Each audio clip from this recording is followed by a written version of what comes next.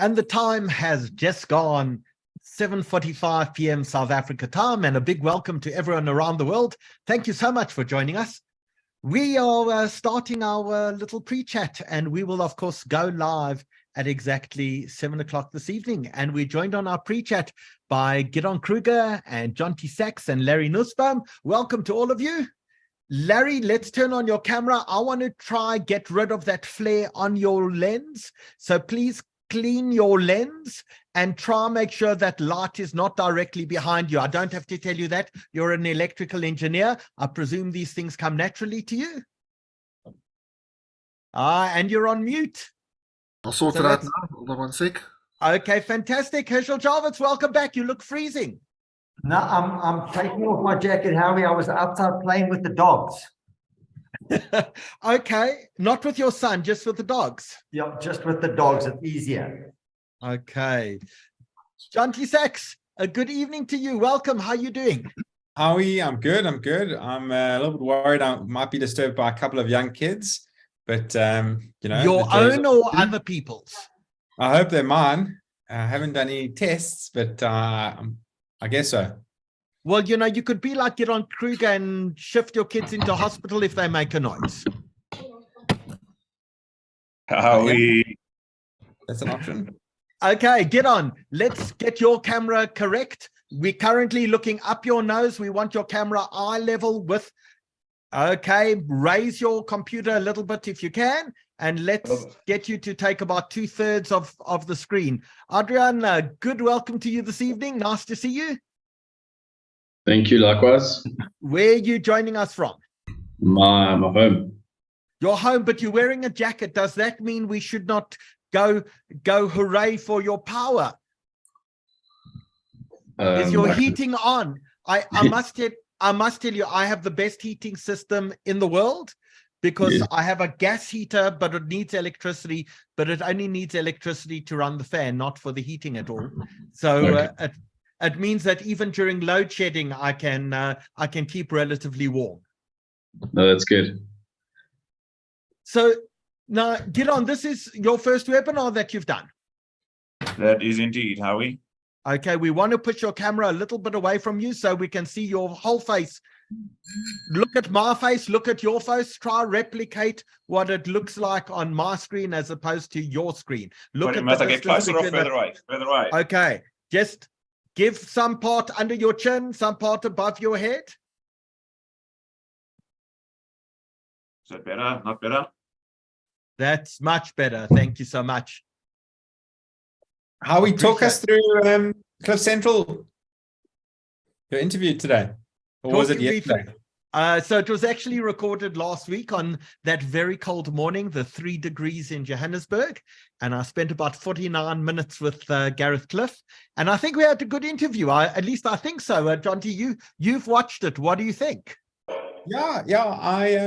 I was expecting more airtime for, I wanted to get a better understanding of that, of you. But he veered off path a couple of times, came back onto path. Got a bit of anti-Semitism discussion, which was interesting. There's a couple of terms I've never heard before. I think, was it dog whistle? Yes, the word dog, the dog whistle or code words. Yes, yeah, that was interesting. Yeah, I thought it was very entertaining. But I was hoping to get to know the head of the former head of the IEC. Well, I was executive director. I wasn't head, but you've known me for a long time. You can ask me these questions. Didn't have to wait for Gareth Cliff to ask me these questions. Fair enough. But I think it was a good interview. I think I had fun doing it, and I think he enjoyed it. How many views have you had? To be quite honest, I don't have a clue. Oh, he's putting pressure on you here, Howie. He's got you under the gun here. Exactly. But all I can say is I'm sure I get a lot more views on these webinars than Gareth Cliff does on his. So for people who don't know what we're talking about, I did an interview with Gareth Cliff and he posted it today. And if you're really bored and have absolutely nothing else to do with your time, I can occupy about 49 minutes of your time, and I'm posting it onto the chat right now. Is my and camera... Larry, your camera's on. It's asked if I can request you recording, but this is on YouTube anyway, so you will have a Okay. recording regardless. Okay, that's fine.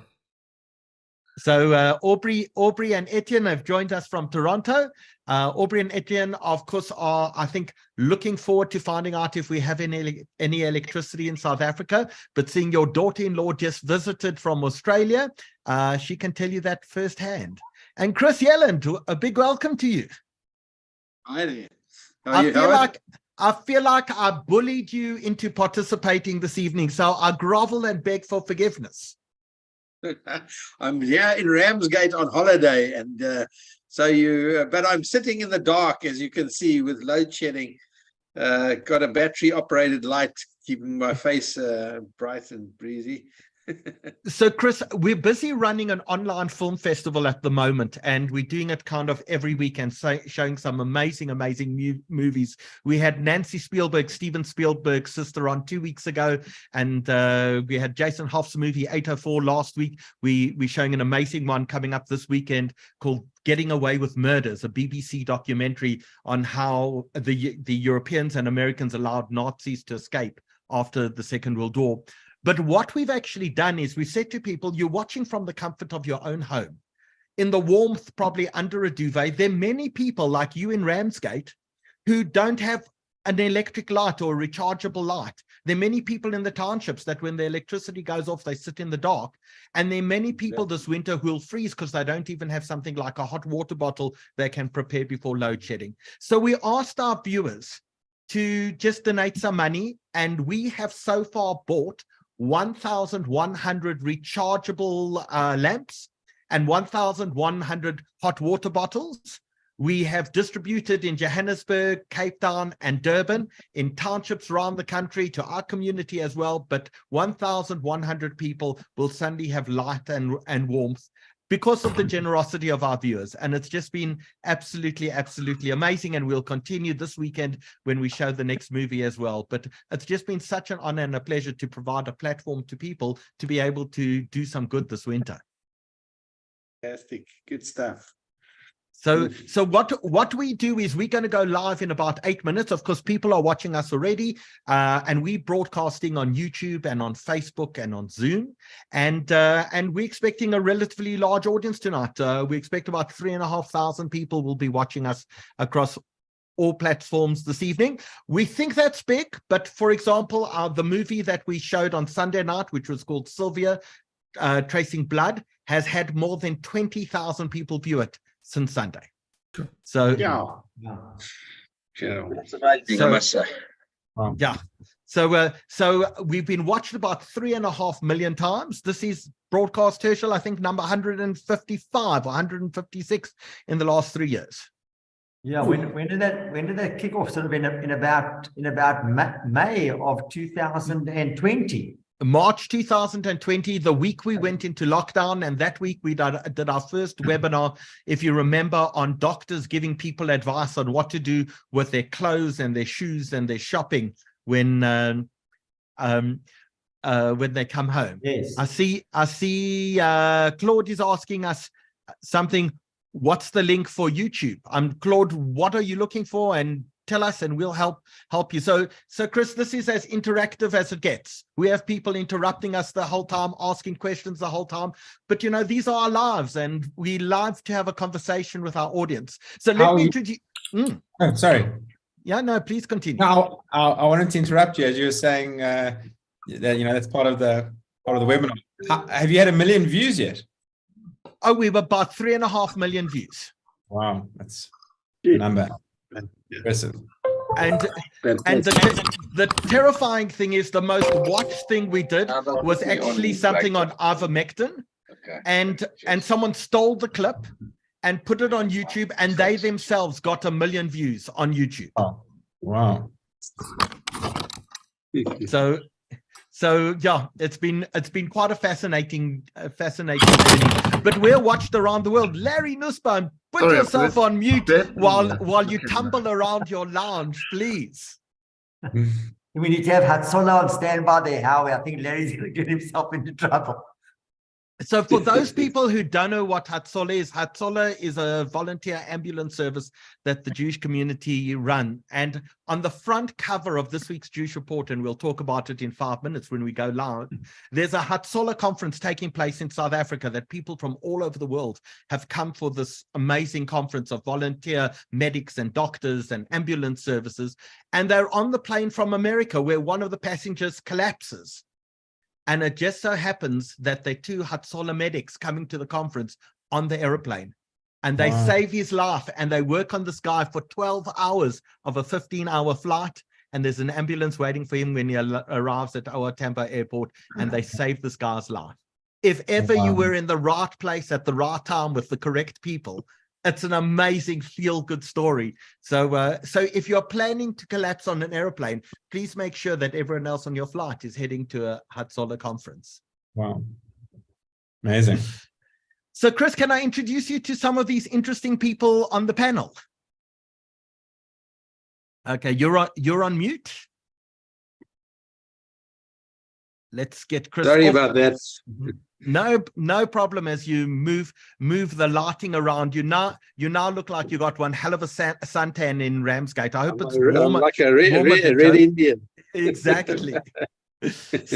So Larry Nussbaum, who you see on the panel, Larry's an electrical engineer, and after you've given us a broad overview of what's happening with electricity and what to expect from winter, Larry and Gideon are going to take us through a process of, well, how do you cope this winter? And we're going to start with things like gas fireplaces and gas stoves and torch lights, and we're then going to move on to trolley inverters and UPSs for your laptop, and then we're going to go on to, well, do you fit an inverter and a battery into your home? And then we're going to land up, well, after that, do you put on solar? And then Adrian's going to take us through what do you do for big installations for entire townhouse complexes and office blocks. That's Adrian's area of expertise, where I don't know if you know the guys from Hooray Power, but they will come and be your alternative energy supplier for your entire factory, etc. And John T, he has a very interesting business. They operate in the 12B space.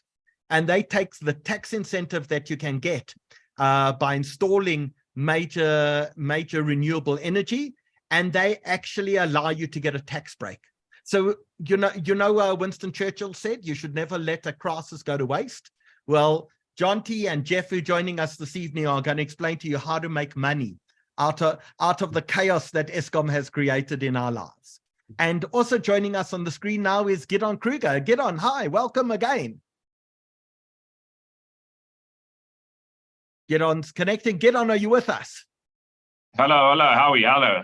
Hello. So we're just introducing Chris to everyone on the screen, and Gideon, amongst the things that he does, he imports trolleys, inverter trolleys, and other equipment for load shedding into the country. So, Chris, it's amazing, don't you think, how many people have just grabbed the opportunity that's been created from all of this and taken advantage of it? You must see that every day.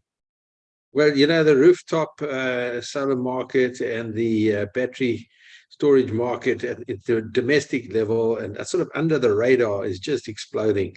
The import statistics show very dramatic things. And more than that, also look at the registrations of the larger systems that require registration with NERSA, that is also exploding. So this crisis is driving a lot of alternative energy, and people have to make a plan. You know, people have to take ownership of their own future. If you wait for government, you're going to wait a long time. Yeah.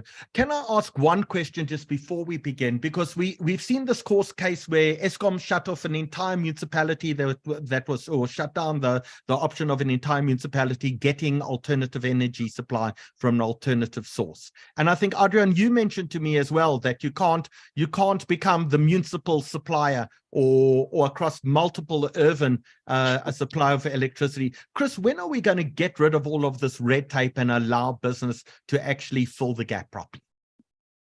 Well, fortunately, the crisis is kind of driving things, and things that would not happen quickly without a crisis. These things are now pushing ahead. I mean, you've seen the Minister of Electricity has been in China this last week.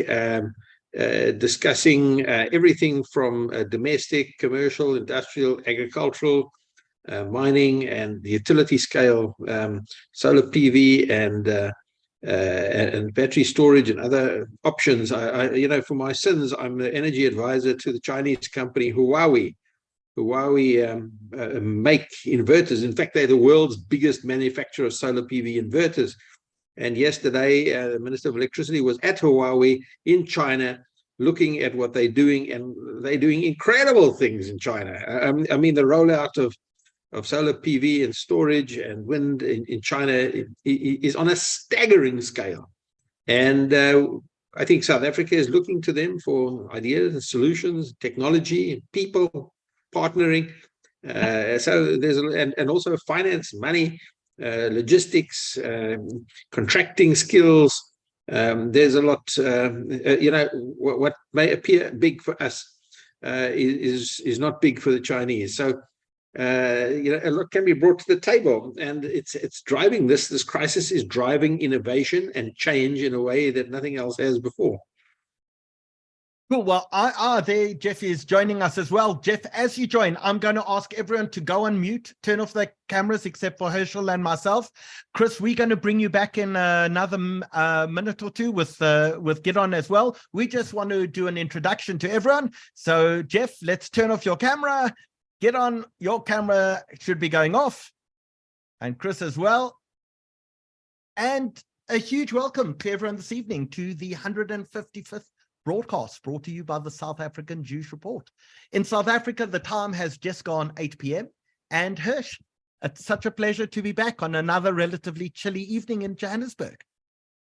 Absolutely, Howie. I was away at Sun City. It was interesting because I'm in Sun City for 10 years. It's the third time I've been in literally a couple of months on a holiday, on a conference. And there doesn't seem to be load shedding at Sun City. Either the generators are so far away that you can't hear them, or they have some of their own energy supply, but it's an enormous resort, as you know, across many, many different parts of it. And there doesn't seem to be load shedding at Sun City, which is simply quite amazing. So Dylan tells me this is the 156th broadcast that we've done from the South African Jewish Report. So a welcome to everyone around the world. Please remember, this is a dialogue. It's not a monologue. So tell us where you are. Please use the the chat section on Zoom, or if you're watching us on YouTube or on Facebook, please use the chat section there as well, and tell us where in the world you're watching us from. And if you have questions for any of our guests, please feel free, because Dylan's on control tonight. So even if you're on YouTube or on Facebook, he'll bring your questions across to this platform as well. And we'll be able to ask any of our experts any of the questions that you have. So a big welcome to everyone this evening. Don't forget that these webinars are brought to you by the South African Jewish Report. And I hope you've gone out to collect your latest newspaper. So Dylan, can you show us exactly what's front cover of the newspaper this week? Don't forget, you can go and pick up your hard copy of the newspaper at Spar or Checkers or Pick and Pay or Dis-Chem or all over the world, or all over the country, in your spaza shop, your butchery. We distribute free of charge in about 240 locations around South Africa. And I was just telling people about this amazing story about two people coming to South Africa for the Hatzolah conference, and they're on the airplane from the United States. These people have never met each other before, but one of the passengers collapses in the bathroom, and they remove the bathroom door and they take him out, and these two Hatzolah medics actually stabilize him, work on this patient for 12 hours until they land at OR Tambo Airport, and then an ambulance is waiting for him, and they save the guy's life. It's one of those fantastic feel-good stories. You have to actually read and be part of it, because it's just about being in the right place at the right time with some remarkable people. And it just so happens that Rabbi Shishler is on the aeroplane. So what does he do? He makes them all put on tefillin, and they say a brocha on the aeroplane as well. So it's a great feel-good story. Go and pick up your copy of the South African Jewish Report in any of those 240 locations around the country where we distribute free of charge. And if you're unable to get a hard copy of the newspaper, don't forget you can always go online. And if you go to www.sajr.co.za, our website, you have two options. Option number one, you can either click on the edition and download the entire edition, or alternatively, you can look at each of the individual stories as well. So don't forget the address is www.sajr.co.za. And nominations are now open for the Juice Report, the Absa Juice Achiever Awards. So you can go nominate people. There's a bit.ly link. It's bit.ly JAA23nom, JAA23nom, obviously Juice Achiever Awards 23 nominations. And we've got a whole set, in fact, 10 categories: Lifetime Achievement Award, Entrepreneur, Business Leadership, Professional Excellent, Humanitarian, Community Service, Art, Sports, Science and Culture. You can go and nominate anyone for any of those awards. Here are all the categories that are coming up now. So don't forget, the link to nominate anyone is bit.ly link JAA23nom. We want to see how many nominations we can get in this year. The awards are set for October, 21st of October. It's coming soon. We need to handle probably close to 1,000 nominations that will come in this year. So don't forget to please go do that. We also are telling you that we'll send out the details tomorrow, but we've got an amazing movie to show you this weekend. And what's slightly different this weekend is we can only show this movie on Zoom. We can't broadcast it on Facebook or YouTube because the rights have been sold in 18 countries. So they've only allowed us to broadcast on Zoom. So what we're going to do is we're going to have multiple showings, because we know people watch us in Australia and the United States and the UK and Bangkok and Panama. So we're going to make sure that, in fact, you can choose one of 4 different showings at a time that suits you. We'll send out the details for that tomorrow. So with that, great that you've all joined us. I'm going to ask both Gidon Kruger and Chris Yelland to turn on their cameras, because we've got some important things to talk about tonight. So Chris, you're in Ramsgate with no electricity. How ironic that the country's expert on electricity is sitting in the dark, but a huge welcome and thank you for joining us this evening. But Chris, thanks. Great to be here, Howard. And yes, sitting in the dark, but I've got battery lights. I've got my inverter.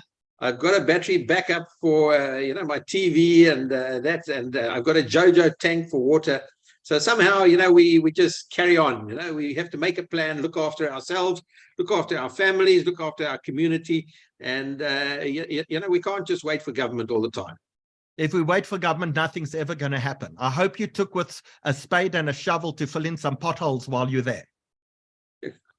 There are some big potholes around, yes, very big.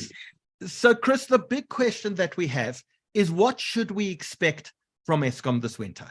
There were predictions of going to stage 8, but we've actually had a fairly good last 2 weeks. We've been off stage 6 now for 2 weeks, and things seem to be stabilizing.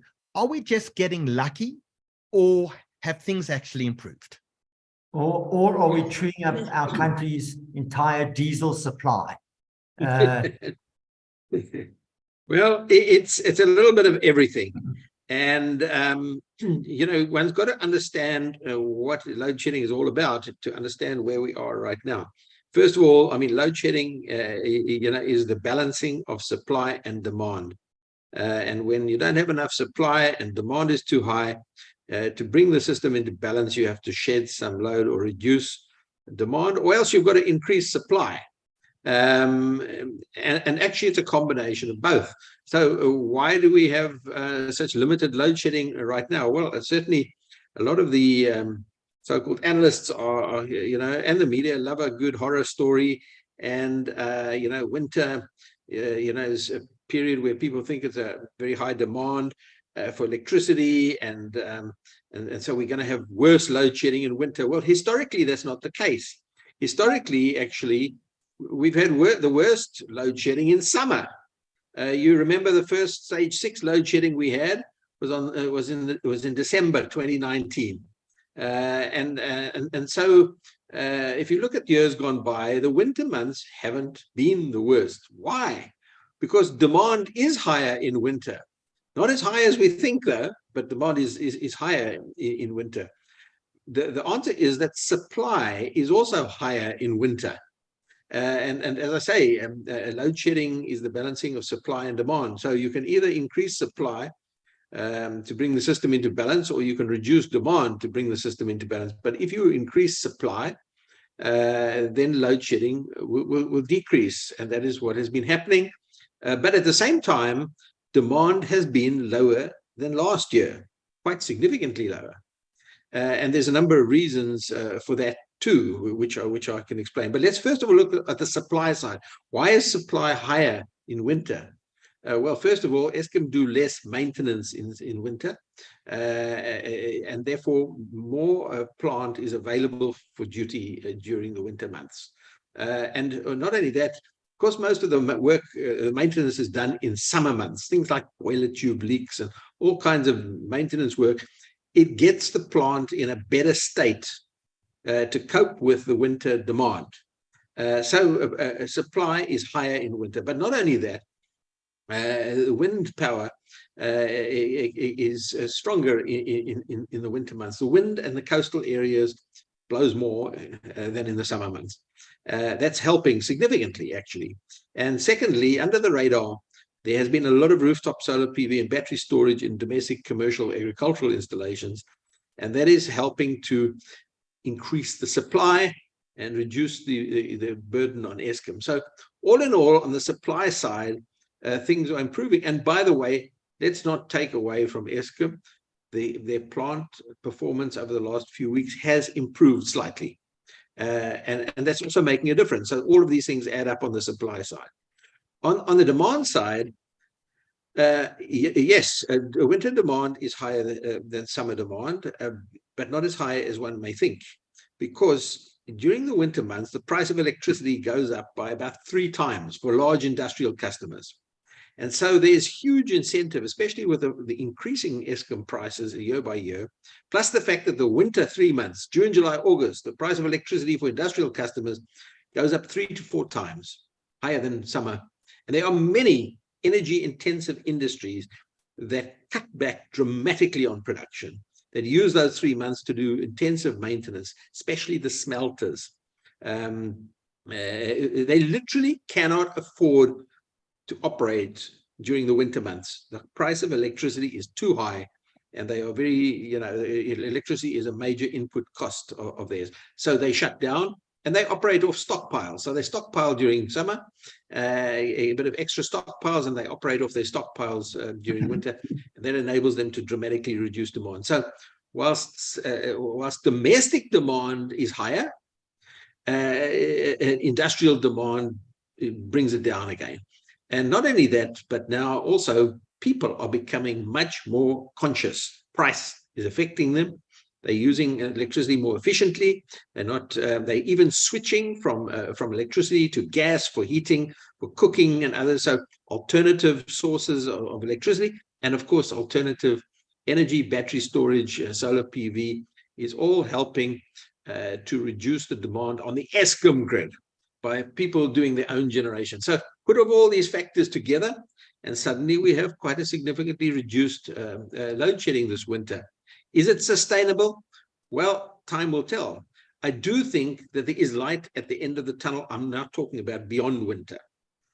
We know that by the end of this year, according to Eskom's plans, and let's just hope it goes according to plan, because many plans don't happen to pan out in the world of Eskom. But according to their plan, Kusile Unit 1, 2, 3, and 5, there's 4 units of 800 megawatts will come on stream by the year end. And next year, another 2 units, one at Medupi Unit 4, and then Kusile Unit 6 will come on stream. So that's going to add a total of 5 units, 5 800 megawatts units, 4,000 megawatts. That's going to make a big difference, a very big difference, as long as it comes on stream, and as long as a whole lot of other things don't break down to offset the gains of the added generation capacity.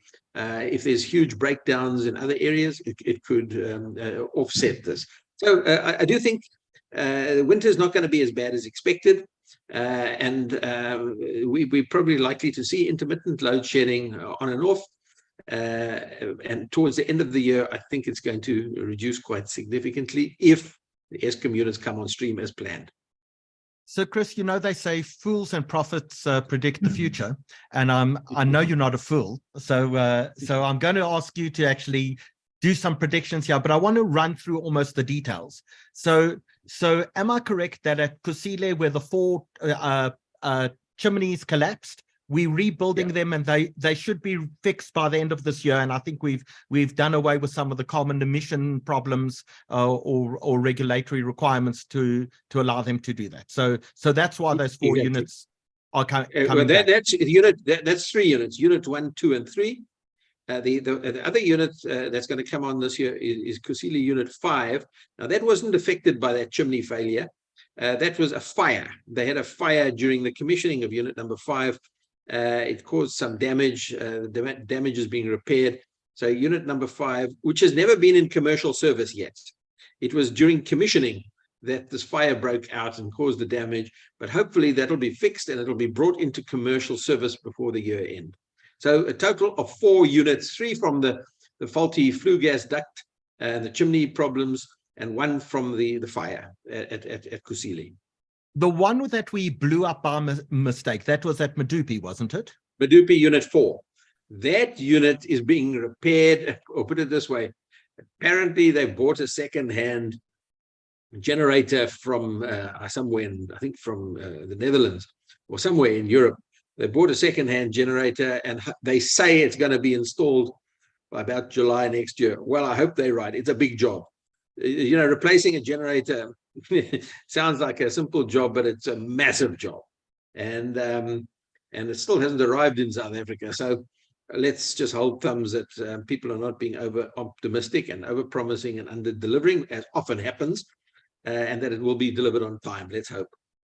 And then no predictions. No predictions on that one. But Koeberg's also busy being refueled at the moment, and that's due by the end of December, isn't it? Yeah, no, look, Koeberg is a complicated story. So unit number 1 at Koeberg, which is a 900 megawatts unit, is off at the moment, undergoing life extension. They are replacing what is known as the 3 steam generators. They're not actually generators. They're heat exchangers that create steam. They call them steam generators, but they generate steam. These have to be replaced because the old ones have reached the end of their life, and the new ones are being fitted. At the same time, they are refueling and doing maintenance. That unit should come back on stream in the middle of September.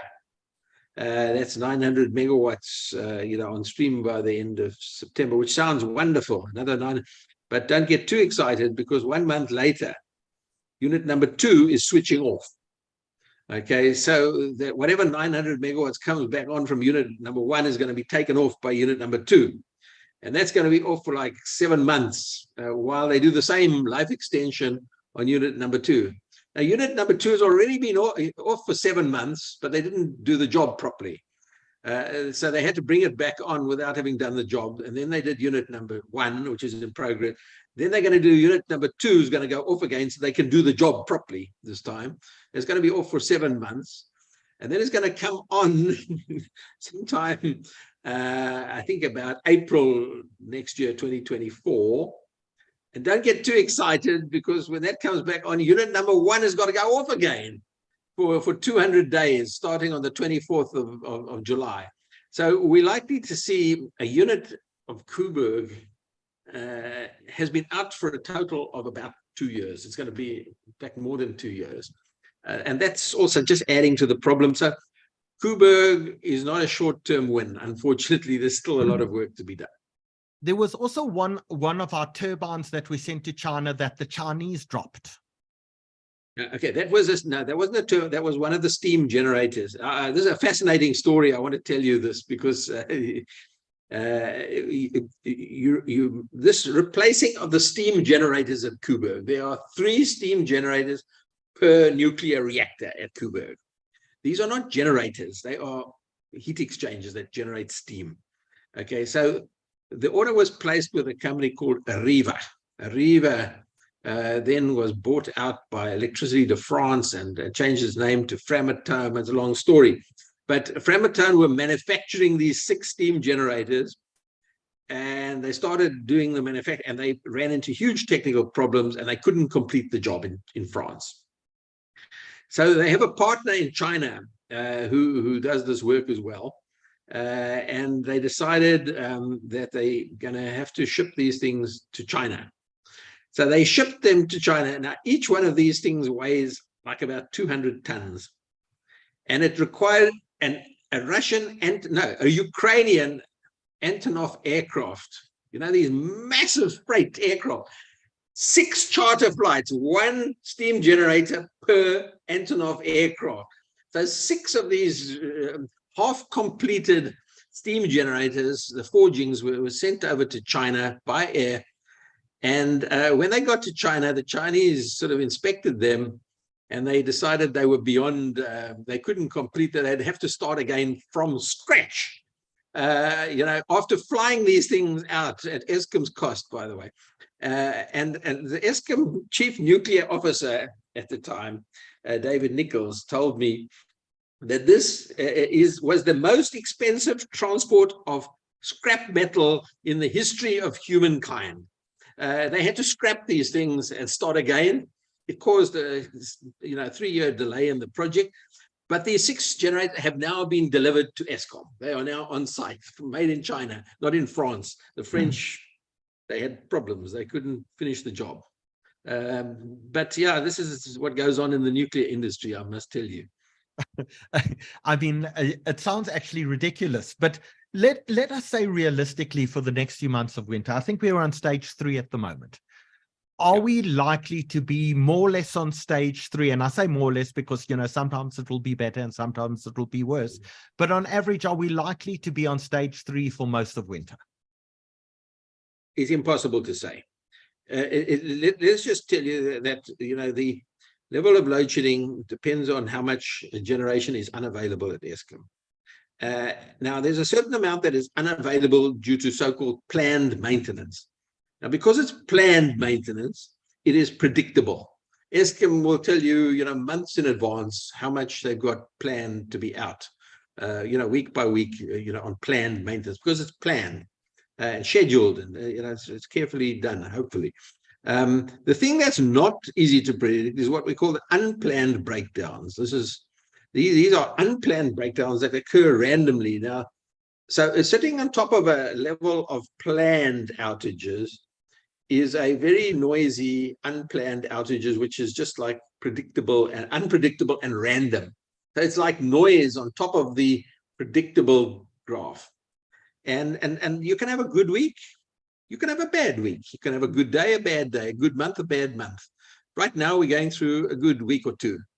But we could just as easily have a bad week or 2. And it's not predictable because it's unplanned. So there's no way that I can tell you that next week, I can forecast the future and tell you that certain unplanned breakdowns are going to occur. Nobody knows. They're unplanned. That's the nature of a breakdown. So I can't tell you whether, but my gut feel is that one shouldn't be over-optimistic. You can have good weeks and you can have bad weeks, and it's kind of random. So we've had a couple of good weeks. Great. Let's hope it lasts. The longer, the better. Okay, so I'll get Herschel and get on to ask some questions in a second. And anyone who's watching us, please feel free to post any questions in the chat on YouTube, on Facebook, and on Zoom, and we'll make sure that Chris gets to answer those questions as well. But before I hand over to Herschel and then get on for their questions, Chris, earlier this week I watched Franz Cronje on a webinar.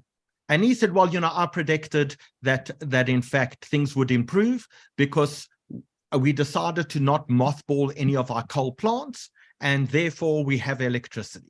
But my understanding from Gidon is that in fact we had no plans to mothball any coal plants over the next 18 months.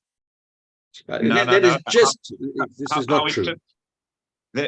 Yeah, so I mean, Chris can talk more in depth with the plan. So I mean, there is the integrated resource plan, and Eskom have a plan where they are supposed to be decommissioning a whole lot of plants over the next 18 months. Obviously, it's very political, and the electricity minister is now getting involved and trying to obviously extend certain delays of certain coal power stations. But I'll let Chris talk a bit more to that, and exactly a lot of politicking in whose camp does it actually sit in? Does it sit in Gwedi Matashe's camp, or does it actually sit in the electricity minister's camp? And who is ultimately responsible to say, yes, close it down, or yes, keep it going.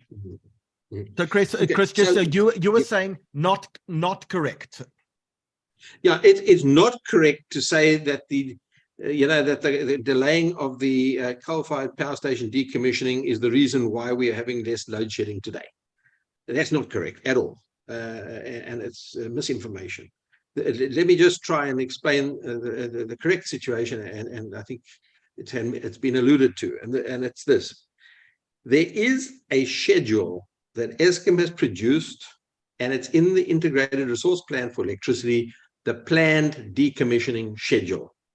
And this planned decommissioning schedule extends, up to 2030 in the integrated resource plan. So it doesn't all happen at once, not all happening like now or in the next week or two or a month or three. It's a program of decommissioning and shutting down old units over a period of time. Now, this hasn't happened yet. It has started. For example, Komati Power Station, the last unit at Komati Power Station has finally shut down. These are not big units; these are small generators. And Komati's got about 8 or 9 generators, and the last one was finally decommissioned last year. Okay, now the plan now there is talk. Should we extend the life of some of these old power stations that are due for decommissioning over the next years until year 2030? Should we delay some of these a little bit? Or should we actually spend a bit of money on them and extend their life for maybe 10 years? Or should we just run them until they break? In other words, we don't spend too much money on them. We don't put a lot of effort in, but we don't decommission. We just carry on running them until they can't run anymore. And that decision hasn't been made yet. That's why I say it's nonsense to say, that the improvement in load shedding is because they've been delayed. They haven't yet been delayed. They're talking about delaying them. They're discussing it. They're doing some studies. They're doing very careful analysis as to which ones they could extend and which ones, they can't, and finally make a decision. And ultimately, they're waiting for a report by a German consortium of consultants, specialist consultants in the coal-fired power business that is due to report in July. This was a study announced by the Minister of Finance in his budget speech. There's been discussion about it, but the final decision will only be taken after this report comes in from the German consultants and after a lot of other studies. We're not just going to take other people's word for it, but we'll hear what they have to say, or Eskom and government will hear what they have to say, and ultimately decisions will be made. But those decisions have not yet been made, and therefore it cannot be the reason why we're not having load shedding at the moment, because the decisions haven't even been taken yet. So I just want to make that point. Hirsch, you had some questions. Yeah, Chris, I wanted to ask a question. So there's been some fanfare made of this 1,000 megawatts, I think, purchased from Zambia. And I was listening to an interview today, I think, that said that it's all very well purchasing the power from Zambia, but I'm not sure that we have a way to connect it into our grid. Is that a part of the short-term solution, or is this sort of just an emergency backup if we need it? Yeah, look, the 1,000 megawatt you're talking about is from Mozambique. Sorry. There is some power from Zambia. Zambia is connected to South Africa via the South African power pool. There is a grid connection, interconnection between Zambia, Zimbabwe, Namibia, Botswana, Swaziland, Lesotho, etc. So they're all part of the Southern African grid. So there are certain connections that exist already. And there are small amounts of power available from Zambia and from Botswana at certain hours of the evening, actually, in the case of Botswana. In the case of Mozambique, there was talk of 100 megawatts virtually immediately. And there are interconnections between Mozambique and South Africa. And then there was talk that this could be expanded up to 1,000 megawatts, although it's very vague as to exactly what this 1,000 megawatts, where it's coming from and what it consists of. But my one possible area, which is in southern Mozambique, is south of Maputo, is a place called Matola, and that is where the so-called Mosul aluminium smelter is situated. It's in a coastal area, and there already is a power line from South Africa's grid through Swaziland to Mosul, and South Africa supplies Mosul with about 1,000 megawatts of power. And there's talk of setting up an LNG, liquefied natural gas, offloading station, regasification station, and gas to power plant, 2 by 500 megawatts open cycle gas turbine plant at Matola. And this would then feed into the line from South Africa. And effectively, what it would effectively do is reduce the power that South Africa is supplying to Mosul. So it has the effect of generating into the South African grid, but it's actually not generating, it's just reducing the power that is currently coming. But it means 1,000 megawatts from the South African grid that can be used for South Africa instead of exported. So that's one of the possibilities. I'm not sure that can be delivered in 6 months, though. I will be quite impressed if that could come online, because they haven't built the power plant yet. The lines basically exist, but you need to maybe put in transformers and substations and switchgear and the actual power plant itself and the whole gas infrastructure. I'd be very surprised if they could do that in 6 months, but that's one of the options that is available. But the short and tall of it is there are some line interconnectors. I mean, there's the Kohora Bassa line. It's a DC link. And there are some generating units.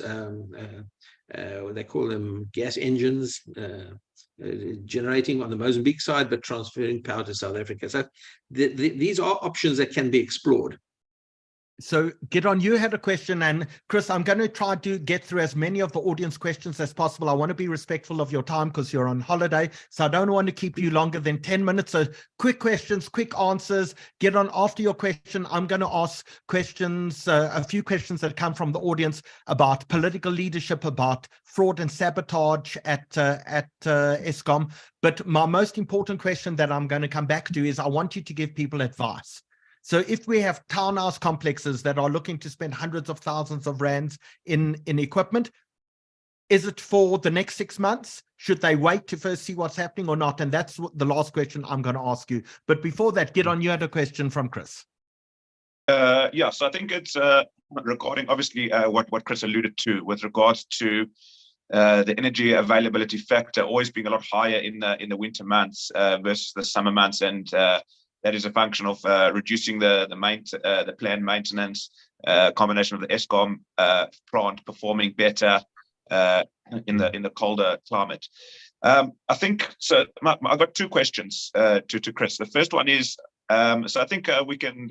I mean, July. I mean, coming winter, we're not going to hit that stage 8 doomsday. But what happens come August, September, October? And again, this is obviously a view and not calling to a specific stage of load shedding. But now the plant essentially is going to start performing a bit worse in the summer months, the spring and summer months, as well as obviously the energy intensive user group is going to come back online. Electricity price is going to come back to the summer tariff.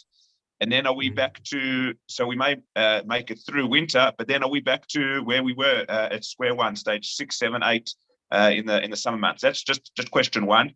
And question two is car power ships. We haven't really talked about that. I have heard that it could, even if it is approved, it could still take up to 18 months because of necessary transmission lines and transformers that need to be built. Okay, cool. Chris, yeah. Quick answers to those. Okay, look, you don't need to take my word or my prediction for it. You can go to the Eskom website. They have a document there they publish every single week, and it looks at the year ahead, the next 52 months, and it color codes it as green, orange, or red. Green means no load shedding.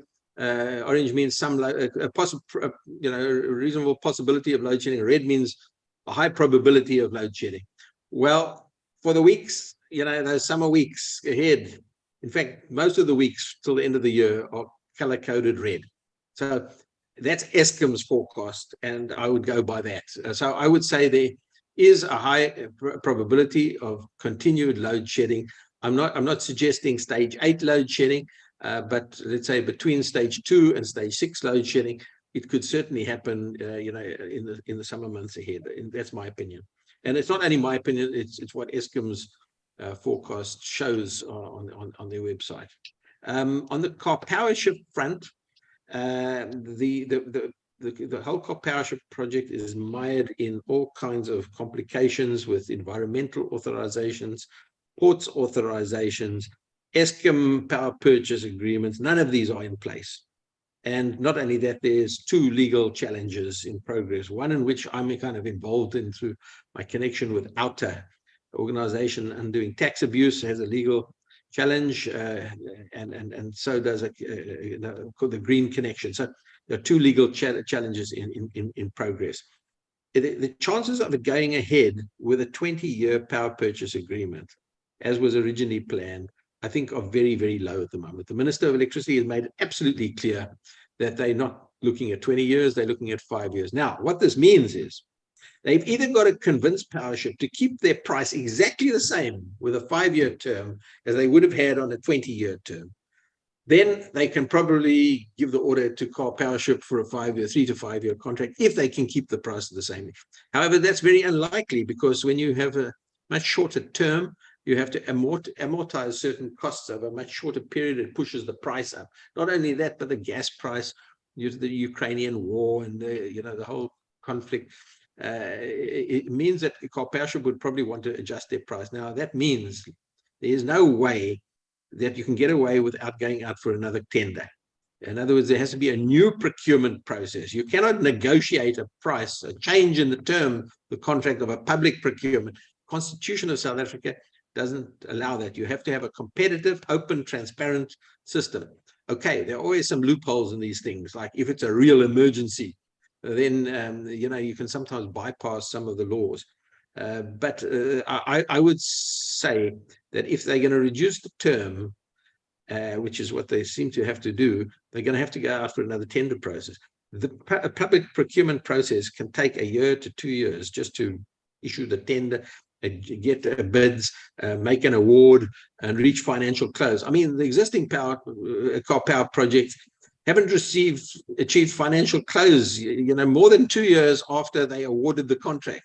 They haven't got financial close because the banks pulling out and this sort of thing. So I think, and the bottom line is the legal challenges are still going on. Okay, if they issue a new tender, then the old legal challenges will fall away, because those old legal challenges are in respect of the old tender. So if there's a brand new tender, okay, those legal challenges will fall away, but then you've got a new procurement process, time consuming. I think 18 months is optimistic. Okay, Chris, quick fire questions, quick answers. Number one, do you lie in bed at night worried about a total grid collapse? No, it crosses my mind, and I'm giving presentations to banks and financial institutions and insurance companies about the subject. But I don't worry. I'm not stocking up with baked beans. Okay. Next question. Sabotage at Eskom. Is that a thing of the past, or may we still see it ongoing? Yeah, I don't think it's over. There are all kinds of political machinations. There's labor disputes, and it all depends on what you call sabotage. Some people call, a go slow at a critical installation, some kind of sabotage, or is it just a labor dispute? Okay, picketing outside a power station, preventing coal trucks from entering. Is that industrial action, or is that sabotage? Okay, you can argue these things, but I think sabotage, has a somewhat different meaning to a labor dispute. I think it's there. It happens. It's hard to pinpoint, and I'm sure it happens probably more than has been identified, because it's hard to sometimes identify these things. I don't think it's over, but I think a lot more effort is being put in by the authorities to get this under control. Do you ever fear that if the government get electricity right before next year's elections, that you may see some political parties trying to disrupt that by sabotaging some of the power stations? I don't. I'm really loath to believe in complicated conspiracy theories. I think the old adage, never put down to conspiracy that which can be explained by incompetence, is probably the best way of looking at things. It's so easy to say there was a bolt in the stator. It was sabotage. The old Koeberg story, remember the bolt in the stator, Alec Irwin, quick to make these allegations, very slow to, in fact, it was subsequently proved that it was Rotec, Eskom's subsidiary company, who negligently left a bolt in the stator. It had nothing to do with sabotage. So I'm reluctant to think about these things, on a grand political conspiracy sort of basis. Yes, sabotage can take place. Yes, there can be individuals doing these things, but I don't think there's a grand political conspiracy. Is there political will, asks a number of people, to actually solve this problem? I think with the growing election, with the election looming next year, the political will is increasing, driven not by the crisis itself per se, but driven by the possibility of loss of electoral support and power in that sense. So I do think the political will is growing. And let me just say something about our Minister of Electricity. Easy to criticize. We know that he loves a bit of publicity and he loves the camera and all of that.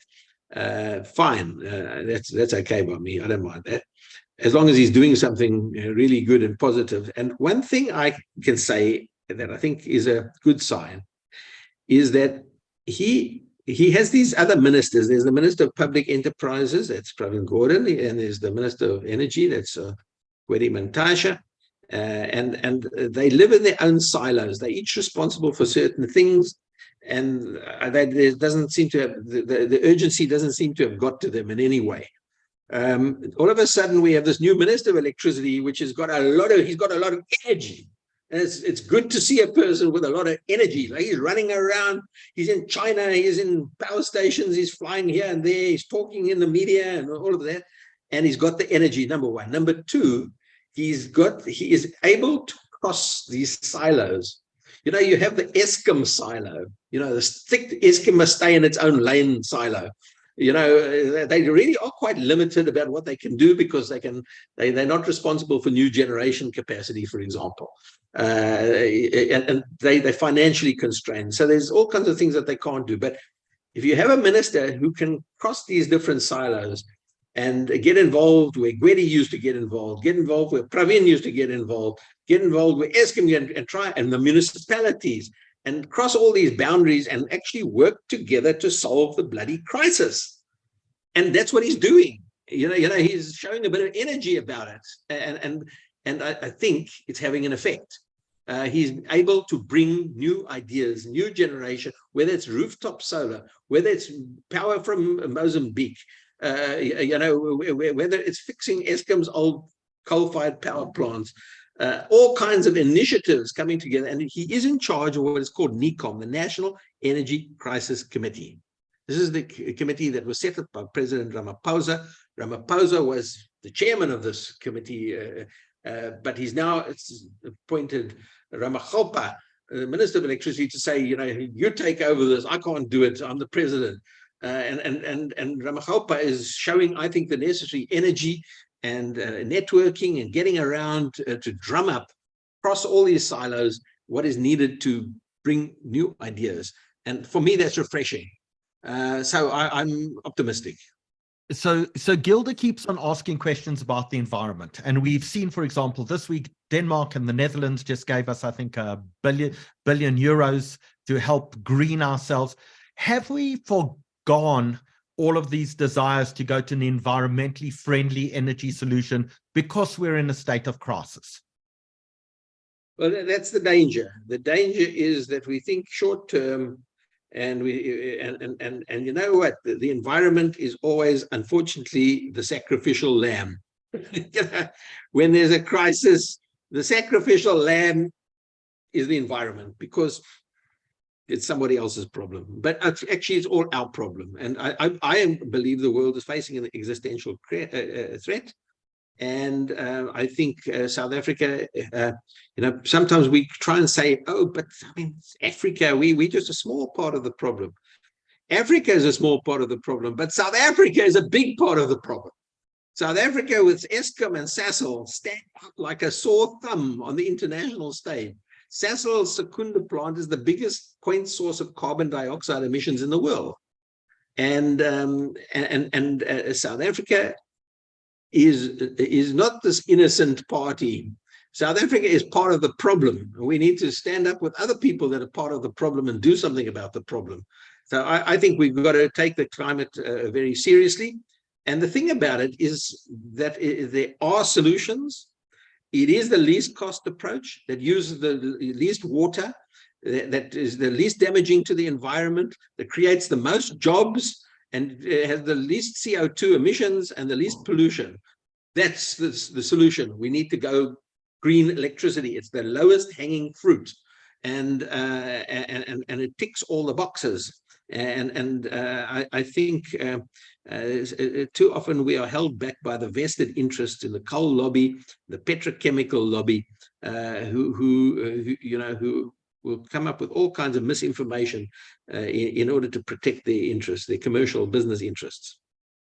So, Chris, our last question before we allow you to go back on holiday and go for a walk along the beach in the darkness there, is practical advice for people. There are a lot of people who want to spend money now and put on solar, or put out generators, or put in inverters for their factories, for their homes, for their townhouse complexes, and they're enormously expensive solutions.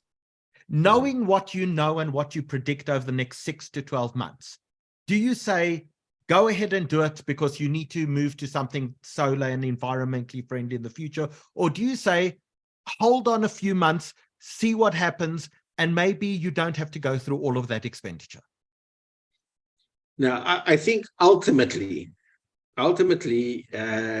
we need to move away from this thinking that government is here to do everything for us, and we need to start taking ownership of our own future. Now, that doesn't mean to say we must all rush out and buy a rooftop solar PV and a battery system that's going to cost you 200,000 Rand. Well, most people don't even have that kind of money, as capex. But I mean, you can rent a system, you can go to your bank, you can put it on your bond. So there are various, ways to finance this. But one's got to decide really what is one's objectives, because depending on your objectives, you can have a very different solution that will cost a very different amount of money. So, for example, if your objective in your home, if you're running a home business and your real objective is continuity of supply, you're not worried about saving the money of the monthly cost of electricity. You just want to continue your business regardless of load shedding. There are some really low-cost solutions, just a battery solution with an inverter. And depending on the nature of your office environment, you can be talking about less than 15,000 Rand. Okay, to be able to have business continuity. If, on the other hand, you are trying to reduce your electricity bill, you're going to need, solar PV and battery storage to cover some of the more energy-intensive appliances in your house, including your electric geyser, your stove, and others. You may also think about moving, your stove to gas, and you putting in solar hot water geysers, etc. But the bottom line is, if you want to save your electricity bill, you're going to have to reduce your electricity consumption. And to do that, you're going to have to put in a PV system and a battery. That could cost you 250,000 Rand or 200,000 Rand, in that kind of region. And most people can't afford that. So it really depends on one's own circumstances, what one's trying to achieve. Or are you living in Cape Town and you want to generate power into the grid and make some money as a what we call a prosumer? That would require a much bigger installation. In other words, you need to have a surplus to your own needs to generate into the grid. Okay, that's a different strategy. So it depends on what you're trying to achieve. But but if you simply want the lights to stay on, I mean, you can do what I do. No, I've got a battery light here. So Chris, I want to ask, what do you have in your home? I've got a battery and an inverter. I don't have a solar PV system at the moment, but I'm planning to put it in. But I have a battery and inverter that sees me through load shedding easily through load shedding, because my actual electricity demand is not high in terms of my essential load is not high. I don't need a big system. But I'm not saving on my electricity bill at all. In fact, I'm paying more on my electricity bill because a battery inverter system is not 100% efficient. So it actually uses more electricity than it ever puts out. So by having a battery system and inverter, you're actually using more electricity. So it's actually costing you a little bit more. You're not saving on electricity. But I am planning to put in a bigger system with solar PV. I just got to find the money. Well, Chris, while you wander on the beach on holiday, maybe you should take a metal detector and see what you can pick up on the beach there. Thank you so much for your time this evening. So appreciated. We're going to go on and look at some of those solutions now, but you've been so enormously generous with your time and giving good advice to really the thousands of people who are watching us across all platforms this evening. So a huge thank you, Chris. Really much appreciated. You'll see from the chat, Anthony Altbecker had questions for you. There are lots of people with additional questions that we haven't yet managed to get to, unfortunately. But Chris, really appreciate the fact that you came on tonight. Thank you. All the best. Cheers, everybody. Thanks, Chris. Thanks, guys. And Larry, if we can ask you to turn on your camera, because we're going to talk about some of those solutions right now. Herschel, what did you think?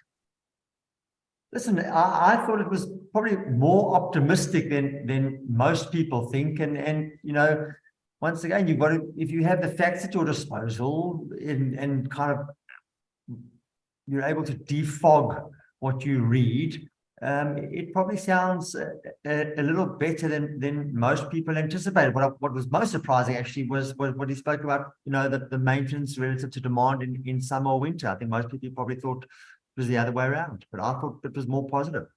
Yeah, I agree. So let's start at the beginning. Let's say I have very little money and I need to cope with winter. It's going to be up and down. There'll be some load shedding, maybe not stage 6, or maybe we'll be on stage 6 and then down to 3 again. Or maybe we live in Cape Town and we'll only be on stage 1. What's the most basic thing that we should have for us in order to survive a winter? So how I'll describe it, how is it's starting at the beginning is you can have a magneto flashlight or a switched flashlight, and that can see with your lighting. You can then get a Koeberg or a little Bunsen burner, and you can do your essential cooking, and you can get by. Then I'll break it into a few different categories. The first and most essential is everyone says, I need internet, because I think internet is now more important. Before we even come on to that, I mean, heat and light are probably the two most important. Yeah, so let's talk about gas, because a lot of people would go and they would get a gas canister and a gas heater for heat, and that you can use during load shedding. Correct? Yeah, of course. Correct. And you can get a gas plate and attach it to your gas canister as well. Yes, you can get those from any hardware store, any major retailer. It doesn't have to be installed, and I'm saying you don't have to go spend 15,000 Rand or 40,000 Rand getting a Smeg gas stove. You can get a 2-plate a portable Bunsen burner like people take on a camping trip, and you can cook your food that way. To heat, you can get a normal gas heater with a Koeberg gas bottle. So I want to talk about my home, if I can use for an example, because I've got a gas hob. So I can cook. I've got gas heaters that require electricity, but not very much electricity because the heat comes from actual gas, but you can get just a pure gas heater yourself. And prior to having installed some additional stuff, I had battery operated lights. In fact, I had many of these globes that come with a battery in that you can pick up. I think they're about 130 Rand, and you can screw them in to your light fittings. And when the electricity goes off, they stay on for another few hours. I mean, that's a relatively cheap way to actually survive with the very basics, just a little bit of light, a little bit of heat. Larry, would you agree with that? That's kind of entry level. I've gone back to got a house in Sydenham with a fireplace. I've gone back to wood burning my fireplace. Gives a wonderful ambience to the house. It warms up the room very efficiently. And the cost of a bag of wood, if you're prepared to drive out to the city, you can get a bag of wood for 10 Rand. So it's another way of enjoying your home and using the environment to make yourself comfortable. Well, one of our sponsors tonight is, in fact, High Speed Gas, who I personally use in my home, and they come and deliver these really big canisters to me. And that means I always have heat and I always can cook. And I want to show you just a very quick video from High Speed Gas, because it certainly works for me, and I think it should work for a lot of people. And whenever you actually need some additional facilities.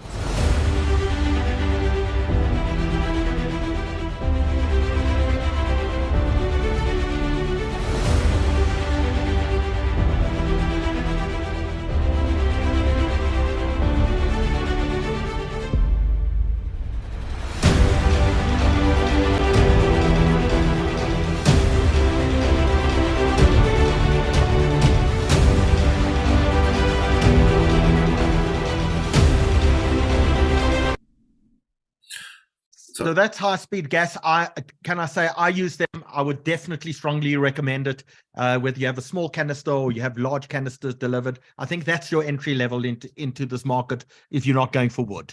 And just back to the gas, I did an interesting experiment. I wanted to see what the cost saving was before going and investing in gas hobs. So I bought one of those 2-plate stoves that was 450 or 500 Rand, and a gas cylinder, 5 kg. That 5 kg cylinder costs me 150 Rand to fill, and using just gas, so we've stopped using our electric hob for cooking, it's costing us 150 Rand over 6 weeks. So it's a very cost-effective way of saving electricity, never mind surviving load shedding. Yeah, absolutely. So Gideon, you're now saying if that's our entry level, there are other essentials in life besides for some heat and some light. And you were saying our next essential is, in fact, internet. Yeah, I think internet has become almost more important to people than their food.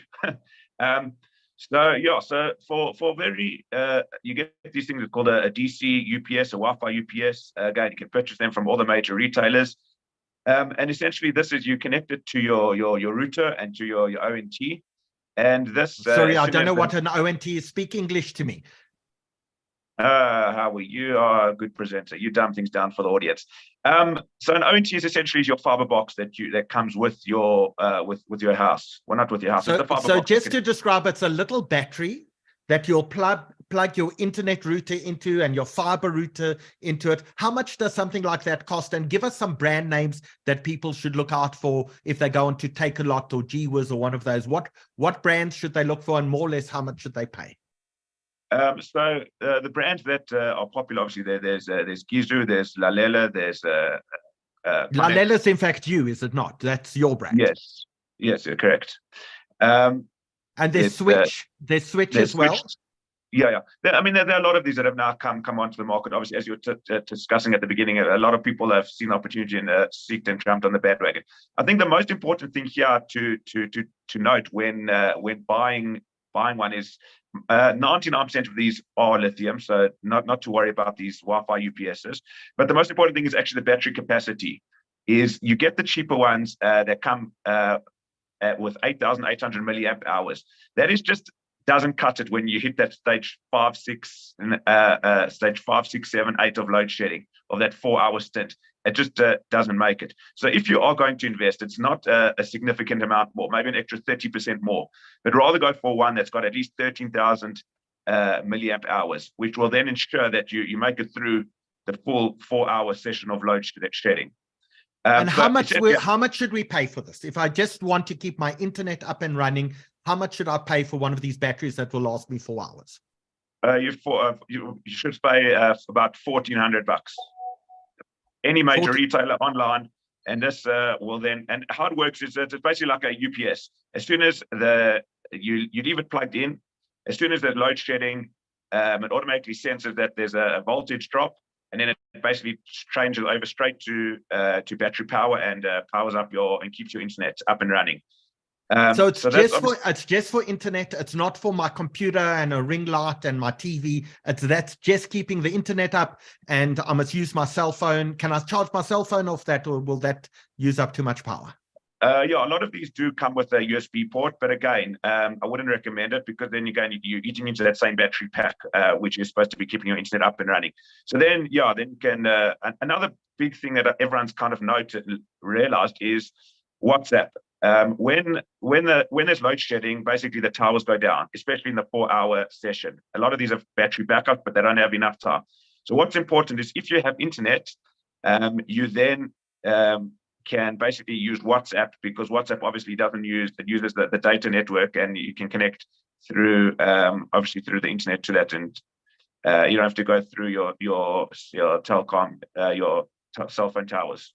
So yeah, so and then what's one step up from that? If I want more than just my internet up, what's kind of the next phase?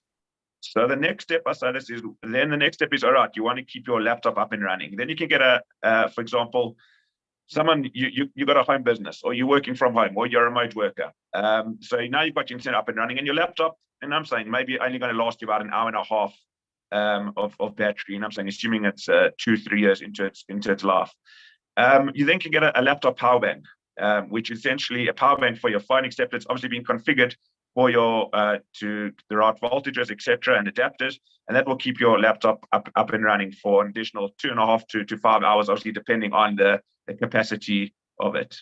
So how much would I pay for that? So if I want to keep my computer, my laptop running, what do I ask for when I go on to Takealot? What do I call that? A laptop battery pack? Laptop power bank. A laptop power bank? Except for your laptop. And how much? They start at about $1,700, and can go up obviously to 3,500-4,000 rand. But if you spend an entry level one, that will give you about another 2.5 to 3 hours on your laptop, plus at least an hour on your existing laptop, the internal battery, and then you've made it through your 4-hour load shedding. So in fact, Gideon, you put a little slide together for us, and I just want to take people to that slide. So you'll see. You first spoke about a Wi-Fi UPS, about 1,399 Rand if you just want to keep your Wi-Fi up and running. If you want a laptop power bank that will keep your laptop 2.5 to 5 hours, you're looking at, for an entry level about 1,800 Rand to about 2,000 to 3,000 Rand. Give us once again some of the brands that people should look out for if they go on to Takealot or GWiz or one of the other online shops. There's a Lalela, there's a Vizia, there's RCT. Those are obviously the major brands in the laptop power bank. Just go slowly. Repeat the brands again slowly for people. There's Lalela, there's Vizia, there's RCT. Okay, cool. So now, Larry, the next thing people keep on asking, they want their TV and their DSTV on. Like, what's the next level? So the next level from there would be some form of trolley inverter. And then suddenly your options get very big and confusing. But yeah, you can get trolley inverters start from about 700 watt. They go up to 2.5 kilowatt. So to keep your DSTV up, decoder, maybe your laptop, a light, a good suggestion would be something like a 2.5 kilowatt trolley inverter. And again, depending on your battery options, the question is how long you'll last. Okay, well, come on to batteries in a second, but Hirsch, kilowatts terrify me because I don't quite know what we're talking about. So yeah, if I want my TV, my DSTV decoder, and maybe an LED ring light and to plug in my laptop, you say I must go for a 2.5 kilowatt, and that will keep me up for how many hours? Sorry, let me rephrase. So 2.5 kVA. Probably, were they new? They can probably go for about 4 hours. Generally, the entry-level ones that you buy do age quickly, especially when there's a lot of load shedding. But they start at about 4 hours, and they do reduce in time. Yeah. So what is it? What is Sorry, it typically? can I interject there? no, you can't. Herschel first and then get on. Larry, what does it typically cost to install? So that needs to be then routed through your DV. No. It's a trolley inverter. You buy it from your hardware store or your retailer. You wheel it in and you plug in an extension cord. So it's a trolley because it's on wheels. So I can actually wheel it to my TV, wheel it back into my bedroom if I want it. It's almost like a portable wheelie, but they're quite heavy things. And they have multiple plugs in, so I can plug things into the back. Is that correct? Correct. Get on, you were saying?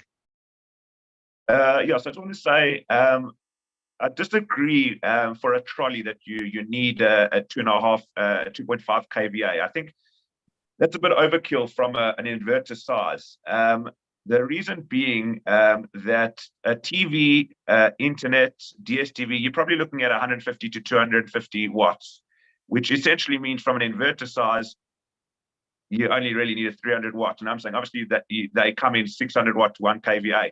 So I don't think you necessarily need to over-spec the actual inverter. What I think is more important is it's actually the batteries. Exactly what Larry mentioned is historically these trolleys were lead acid based, which is obviously the old technology. And I was quoted in the Jewish report. Everyone's loving it. I said lead is dead and gel from hell. Because essentially, exactly what Larry said, these things degrade too fast. They were designed as a backup power solution with the lead acid batteries. And a lead acid battery is rated at 150 to 250 cycles. If we are going through stage 6 load shedding. Sorry, I'm going to dumb it down again. Let's start. We're trying to help people here, not give them jargon. There are 3 different types of batteries. You get a lead acid battery, you get a gel battery, and you get a lithium ion battery, and there's some advances after that, but those are really the 3 in the market. What you're saying is a lead acid battery, which is similar to the battery you'd find in your car, won't last you very long because we're going through multiple cycles of load shedding and they're going down and up, and it just doesn't last you very long. A gel battery has the same problem. Yes, the gel is slightly better, but on paper it's better. It's not, in reality, it performs almost as badly. But so what you're saying is if you're buying a trolley inverter, the only battery you should go for at this point in time is a lithium ion battery. But on the downside, lithium ion batteries are much more expensive. Yeah, I would go with a smaller trolley, like Gidon says. A smaller trolley with a lithium battery will hold you in far better stead than more power with a lead acid or a gel. So let's actually just look at that costing that you spoke about here. So you said they start from about 1,000 Rand to about 1,400 Rand. Will we be able to get a trolley inverter with a proper lithium ion battery in for that price? Yes. So in the market, so I mean the main driver obviously of these lithium inverters is the battery. The battery is the most, and I'm saying the lithium is the most expensive part of it. So that's going to be the main defining cost driver of it. So you can get them on the market for 9,000-10,000 Rand, but obviously that's going to be your entry level one. And then obviously going up to about 14,000 Rand for it. And obviously there's variances in between. So, Larry, I have a technical question for you. What on earth is the difference between an inverter and a battery? The battery is what stores your energy. The inverter is what turns that stored energy into electricity. So I can't just have a battery, because someone asked a little earlier, can't they take kind of a car battery and plug their TV into a car battery? Well, if your TV works off whatever the voltage of the battery is, if it's a 12-volt battery and your TV can run off 12 volts, then you can connect your TV straight to it. But classically, TVs need to be plugged into a mains supply. So the right answer to the question is probably no. So you have a storage device, which is called the battery, Yeah. and something that manages your power, and that's called an inverter. Correct. And in a trolley, you have both batteries and an inverter. Correct. The trolley And is just an In easy a power swap. bank, for a TV, it's kind of a battery that's just specifically made at a specific voltage for your phone or your laptop. Correct. Well, in basic terms, yes, correct. So Joseph wants to know about, is there a fire danger with lithium-ion batteries? No, there isn't. The lithium batteries that you buy all have what they call a BMS, which is a battery management system. The only way there would be a fire risk is if Joseph decided to take the battery out of his inverter and open it up and fiddle around inside. But the batteries are generally sealed, and they've passed all sorts of safety tests, and you have nothing to worry about. So now, Gideon, you described all of these items, the trolley inverter, the power banks, for either your phone, your internet, or your computer. Those are uninstalled devices. Is that correct? Yes, these are all plug and play off the shelf devices. You buy it from Takealot or from Builder's Warehouse, incredible connection. You bring it home and you just plug it and it works. So Takealot, incredible connection. Give us some brands as well that people should look out for. So on the lithium side, there's the Lalela range, which is ours. There's not so much in the lithium space of inverters. Mesa, Mustex, so Mesa have got one as well on the market, but the market has historically been lead acid based. So there are not that many brands. Obviously, I'm assuming within the next 6-12 months, where everyone is kind of following where the technology is going, you'll see a lot more of these on the market. So we have Switch from Volkano as one of our sponsors tonight. I want to show you a quick video about Switch, and then we're going to come back and answer some of these questions, and then move on to the issue that I think many people are interested about on the installed devices.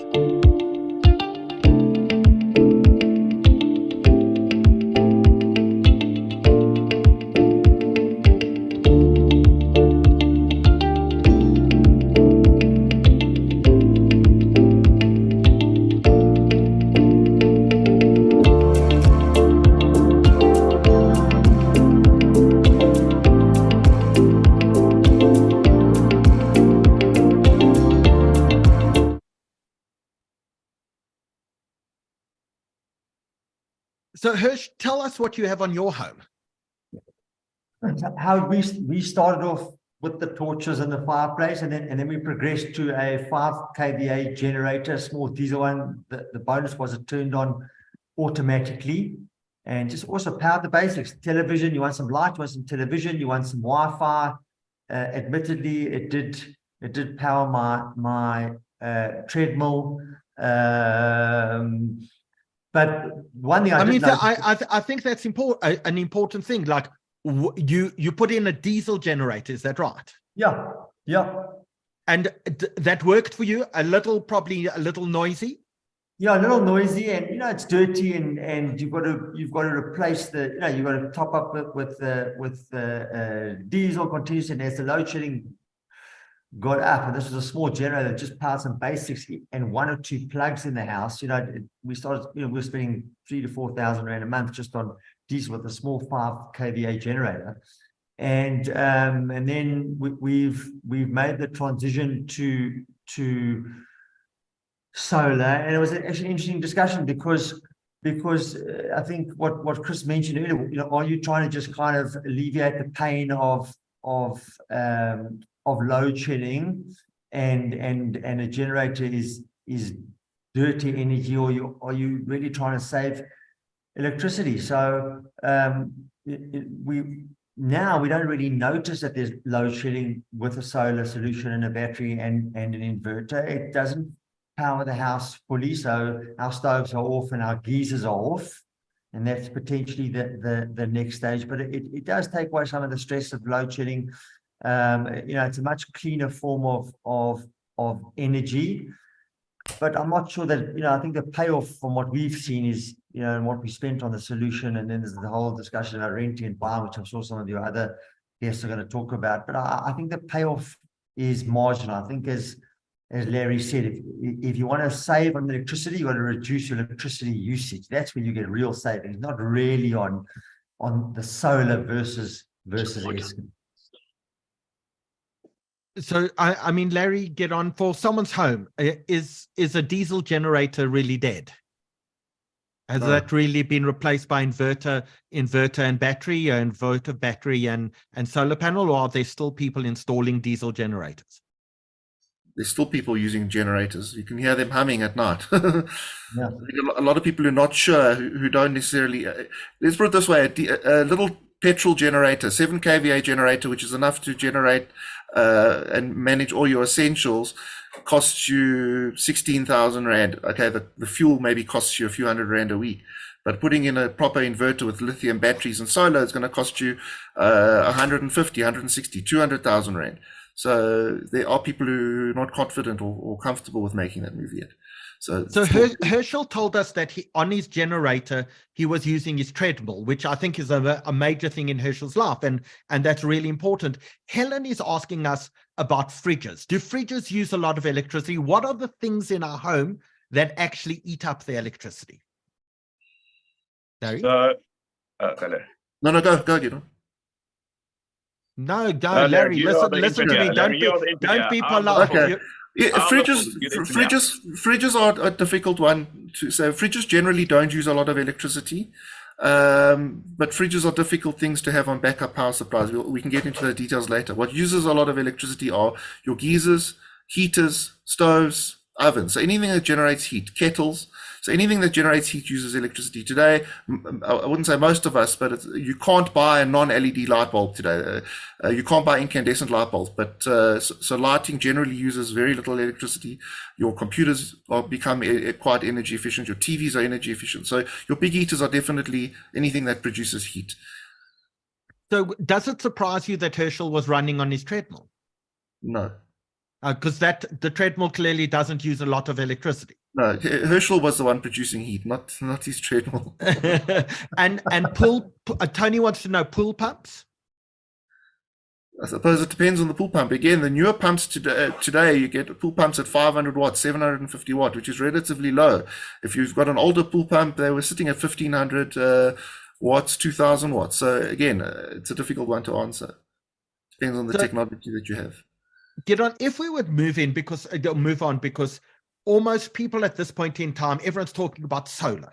But let's understand there are almost 3 components. The first component is an inverter, and we've spoken about inverters. That's what manages your electricity, and batteries. But to have an inverter and a battery, even installed in your home, you don't actually need solar panels at all, do you?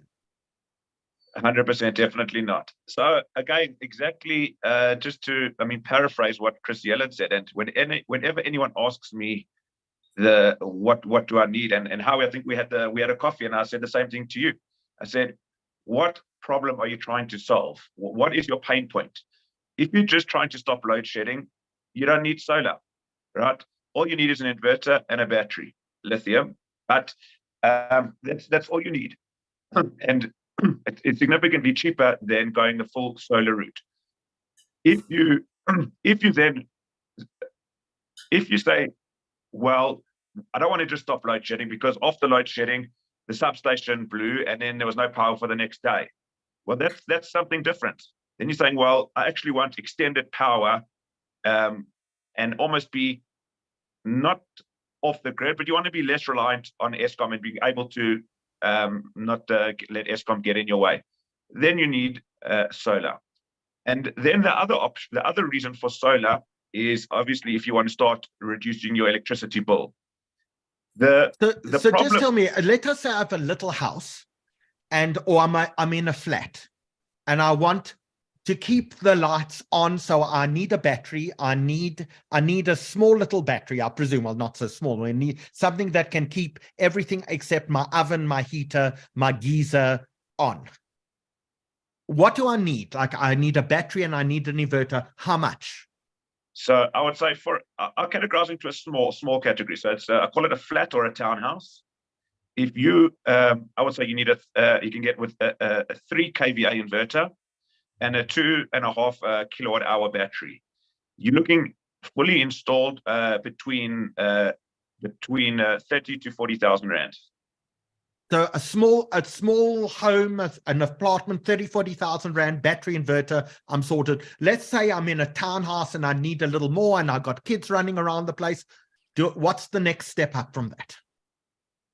So I'd say the next step up, so let's just call it a small to medium house. Again, it can go into a townhouse as well. But I would say then you need a 5 kVA inverter.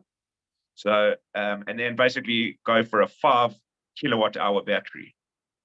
And again, getting that installed into your DB board. I mean, I think that's what Chris Yelland said he had. And the cost for that installed should be around 60 to 70,000 rand fully installed. And let us say, again, sorry. The most important thing is to ensure that you're going for lithium batteries, nothing but lithium batteries. And Larry, let us say I want everything on. I want my stove to work. I want my geyser to work. I want the heaters to work. How much am I going to pay for my home if that's what I want? Well, how it all depends on the size of your home. I went into a home in Glen Hazel last week. The guy had three inverters and he had 80 kilowatts of battery. There were 2 batteries. I'm 6'2". There were 2 batteries, stacks of batteries as tall as I was. And he had 60 panels on his roof, but he spent 800,000 rand on the solution. So, you know, he's got 5 geysers, he's got a massive house. But I would say the average Glen Hazel Sydenham house, probably a 5 or 8 kVA system, should hold you through load shedding with 2 batteries. I don't want to quote on pricing, but without panels, you're probably looking also 80 to 100,000 rand for an 8 kVA and 2 batteries.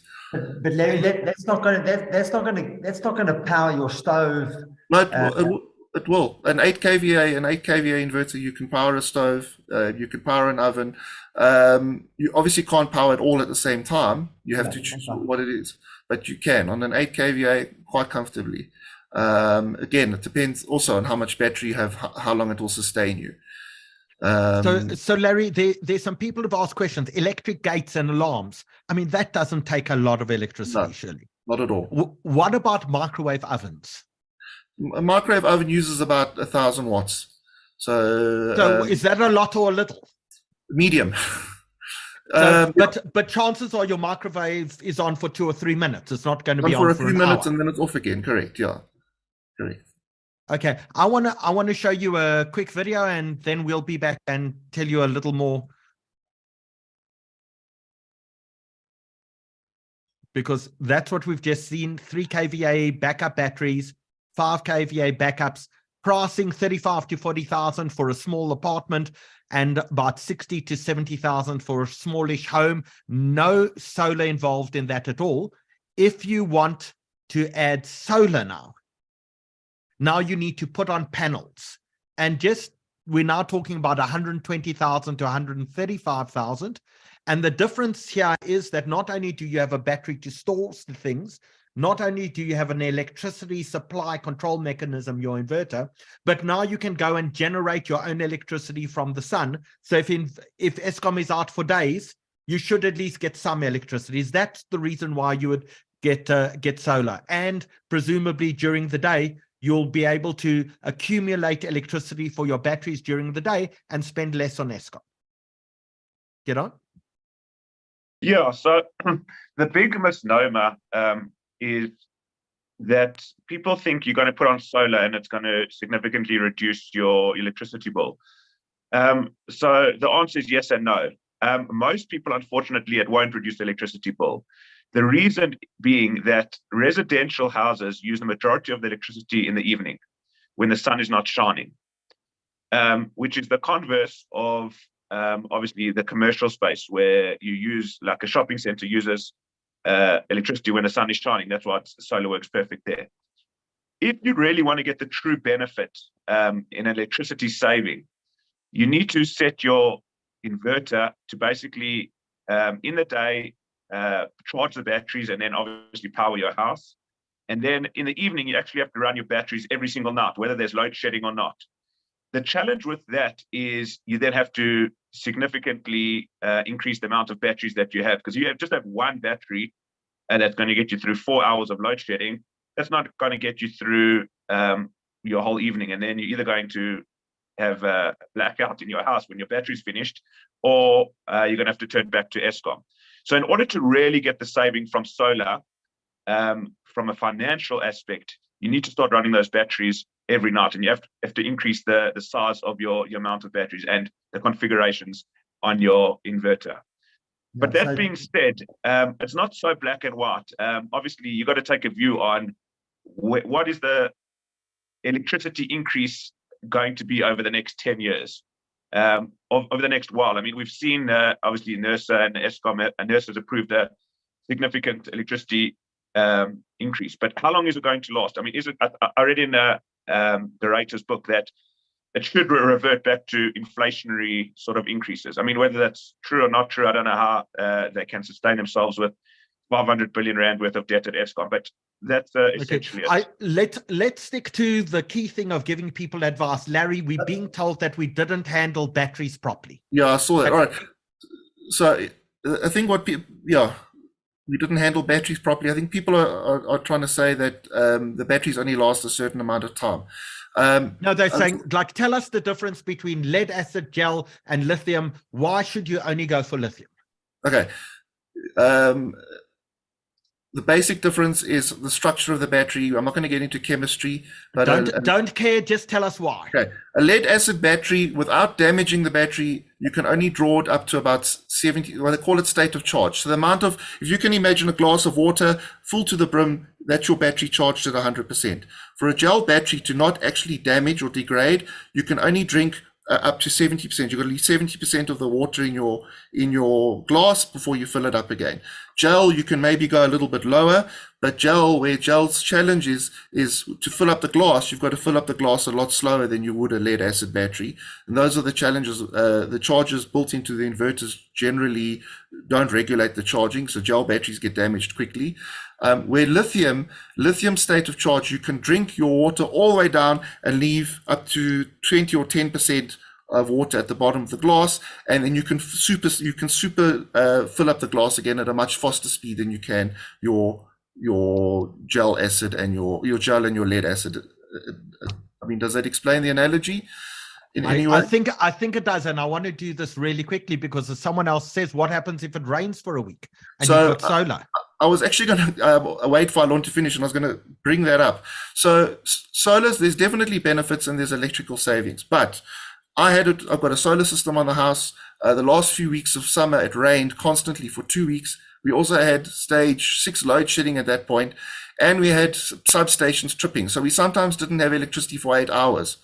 After 4 hours, we were done. We had no electricity. I went back to my petrol generator, turned it on, and started powering the house with the generator. Let me just add to that. What Gidon's point is that actually, so what we do, and we certainly don't have 6'5" stacks of batteries and 40 panels, but is that you have to set your system so that at night time the battery supplements from Eskom, because otherwise you're not going to get through the night, an extended period of load shedding, and then into the night where the batteries, and that does cut into your savings. So and that, it's not a foolproof solution, and so you have to just find the balance, unless you go for top end, between drawing some from the grid, being very selective about which appliances you're using when, especially at night. Yeah. That would be your stove, and then obviously during the day you're getting the benefits.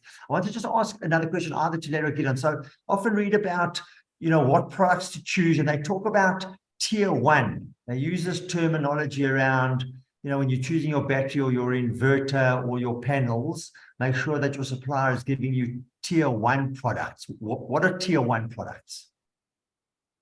Sure. I presume that means good brands. Yeah. So, I don't know what. Yeah. Sorry. So, go ahead. The only thing I can think of where they're referring to tier one is the battery market, and the lithium battery market in particular is flooded at the moment with a lot of brands and a lot of options. What a lot of guys are doing, a lot of South African companies are doing, are they're bringing in what they call second life batteries. So they're batteries that have been pulled out of electric vehicles in Europe or States or China, wherever it is, and the cells are cleaned up, they're brought here and they're assembled in a new box with a new battery management system, and they're sold as a backup battery for your house. Tier one, I'm assuming that they're referring to batteries with new cells that are completely new from from the factory that haven't been used before. So how do you know what to ask for? So when your solar supplier presents you with this brand or this brand, how do you as a layman know what to compare or what to ask? So from a panel, I'll just talk panels. So my knowledge is there's the tier one panels. There's obviously some specification. I think it's in China, wherever how they grade them. The three main brands on the panels is Canadian Solar, which is actually a Chinese company, but it's called Canadian Solar. Then there's JA and there's Jinko. Those are pretty much the three main tier one brands from a panel perspective. Give us the trusted brands in, for example, inverters. From inverters, I'd say I'll just classify into three main categories. There's the Rolls-Royce, which is Victron, which is the top of the market. Then I'd call it the second tier, which is actually become the flavor of the month in South Africa, which is the SunSync and the Daya. Those are pretty much the flavor of the month. And then I would say you get I call it my brand, and other brands is call it the Toyota Corolla of inverters, which is affordable, strong, and reliable. So you get those the Mesa, you get the RCT, you get the Codex, you get obviously the Lelela. There's a whole other range of inverters in that bucket. So I want to move us on because we still got a lot to cover tonight, and I want to talk about quickly, do you rent or do you buy in a second? But before we do it, I want to watch a quick video from GoSolr. Want to erase the darkness? Lighten up. GoSolr brings sunshine into your life. With solar panels on your roof and a smart inverter and battery in your home, every day the sun will rise, shining on your solar panels, generating cost-effective, sustainable energy. Excess energy produced keeps charging the battery, giving you energy at night and during load shedding. How long does your battery last? It depends on how much power you use and how many batteries you have. But you're good for at least 2.5 hours of load shedding. And when there's no power, your essentials are backed up.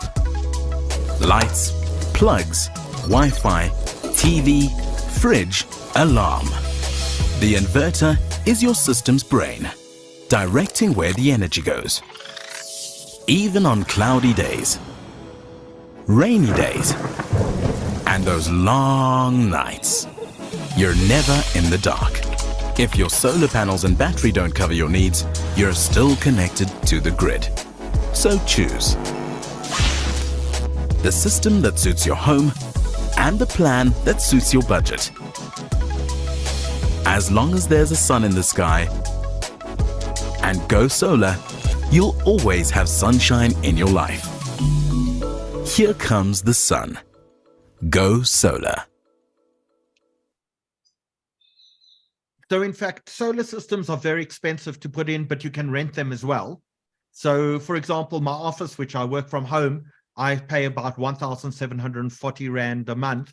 And that powers all my lights, all my computers, my lighting, my internet, my television when I need it for about 1,740 through GoSolr.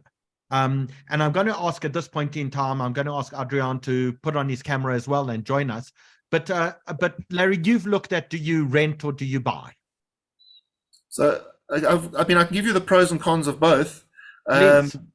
So basically, the advantage of buying a system means you've got to have some sort of capital. You've either got to finance it through your bond, take finance, or have the cash under your mattress or whatever it is. You've got to buy the system.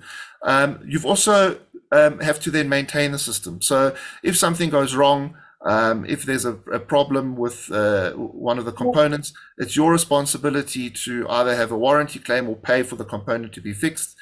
Also the components do age. So even if nothing goes wrong, at some point you're going to have to upgrade. So those are really the downsides to buying. The upside is that it's your system. You can do what you want. You can program how you want.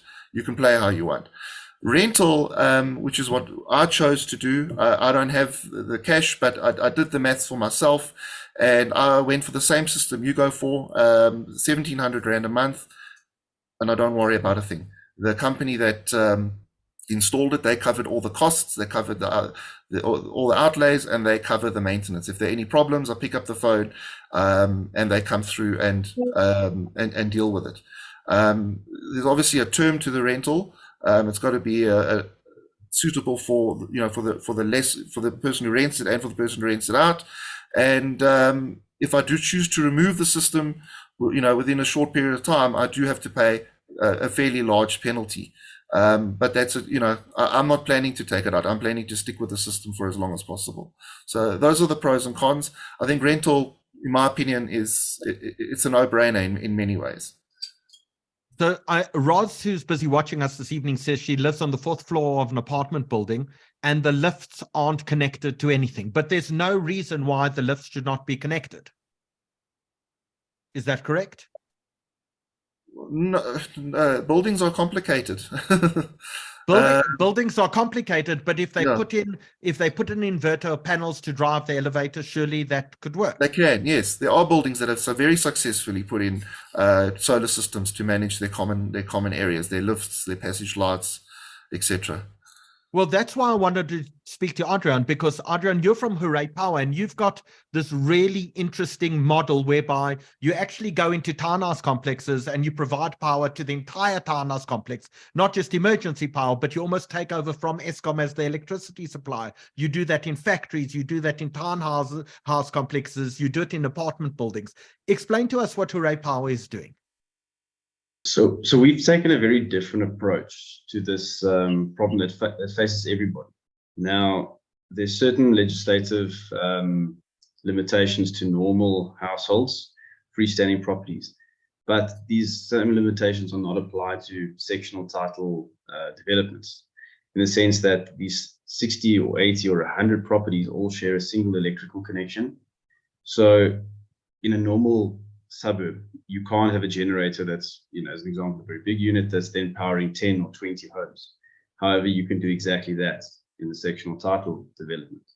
So when we put these large scale centralized industrial systems in, we're able to achieve a price point that's about 1/3 that of had you wanted a standalone individual system in every apartment that was able to run your geyser, your stove, your oven, everything. There aren't any essentials and non-essentials. And this would include all the common areas, the lifts, the security systems. The entire building continues like normal when there's load shedding, and it's seamless. So this is a proper industrial system, and it's truly amazing to see what can be done. So talk about cost. Does it cost more than Eskom Power, the same as Eskom Power? What are the costs associated? But you will guarantee the power. Yeah. So we can look. There's nothing's for free. I mean, from the most basicest of solutions of having a hot water bottle and a candle, those things cost money, all the way up to this most sophisticated solution where you've got batteries that are standing taller than a man that's 6'2", and you can stack multiples of these together and you can do all sorts of things. However, the solution that we put in place is a lot more cost effective than if everybody went their own way. If some houses put their own inverter system in essentials, other houses put in nothing, maybe some properties put in something that backed up everything. Collectively, it's vastly cheaper. We're coming in at about 1/3 of the cost had everybody put in their own individual systems, and that's excluding the cost that would have been required to then go and put in something for the common areas. And because you're now contracting with the body corporate, which is a legal entity, you can now take advantage of a lot of these renewable energy funds that would typically only be able to contract with commercial or industrial users. So suddenly you have access to all of these additional benefits. And by being able to rent these systems, and I mean, you alluded to this point earlier that renting becomes a no-brainer, especially in the residential application. The body corporates don't have an income tax liability, something that they can actually write off these tax burdens against. So by renting the system, their indirect cost of ownership can actually go down, because had they gone and bought it, there is no means for them to go and claim their benefit. So there are a few mechanisms. Judy's asking a question. Is this available in Cape Town as well, for buildings in Cape Town, or only Johannesburg? We are looking to expand to Durban and Cape Town. We've had a surprisingly high number of inquiries from those places. It's not something that we're doing immediately, but definitely something we'll be doing in the next 6 to 12 months. I want to show your video quickly, because I think it's got some beautiful imagery of kind of the sort of installations that you've done. So let's just very quickly look at that, and people will understand exactly the sort of thing that you've put together. Thank you.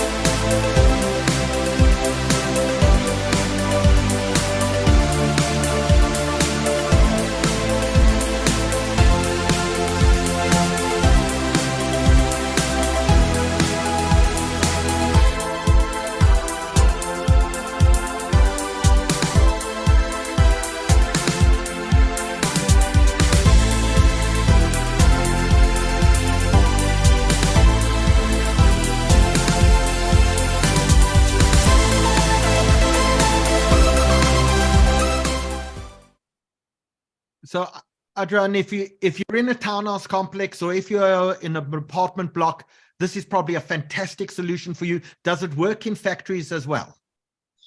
Yes, we have done a few commercial and industrial installations. The one that excites me the most is probably we've backed up a car dealership that sells a lot of electric cars, and they needed a means of fast charging the electric cars during load shedding. So we've done a system for them. Done a system for a super spa. Their diesel bill went from 340,000 Rand a month to zero. I mean, it's some months. So it's actually fantastic to see how well it can work in a wide variety of applications, not just in the residential, but in commercial and industrial as well. So I'm going to ask Dylan to put up a poll now. If you're watching us on Zoom and you would like Hooray Power to contact you because you're in an apartment building, or you're in a block of flats or a townhouse complex, and just explain, you come and you make use of people's roofs. So you'll use the top of the block of flats, you'll use people's roofs in a townhouse complex, and that's where you would put your panels. Correct. So it's slightly different to a residential application, where the panels are almost like a novelty because of the sheer scale at which we're installing. I mean, you saw on some of those photos, we're putting hundreds and hundreds of panels onto these estates, and we are then able to achieve a much lower price point. So it's actually a massive cost-saving benefit.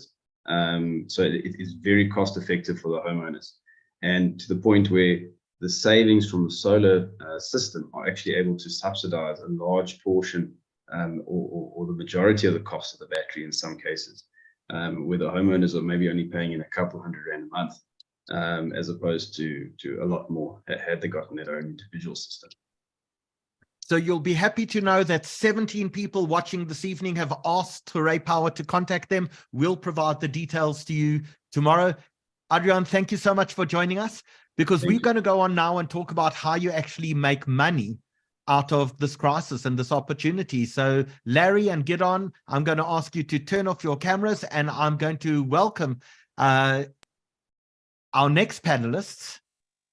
So Jeff, if you can turn on your camera, and Jonty, if you can turn on your camera. And Jonty, I'm going to start by quickly showing your video, and then we're going to talk to you and Jeff about Grovest and Geltech's opportunities, because there are great tax savings and tax advantages that people really can use in order to make some money out of this crisis. Let's start with our first video, which is from Geltech.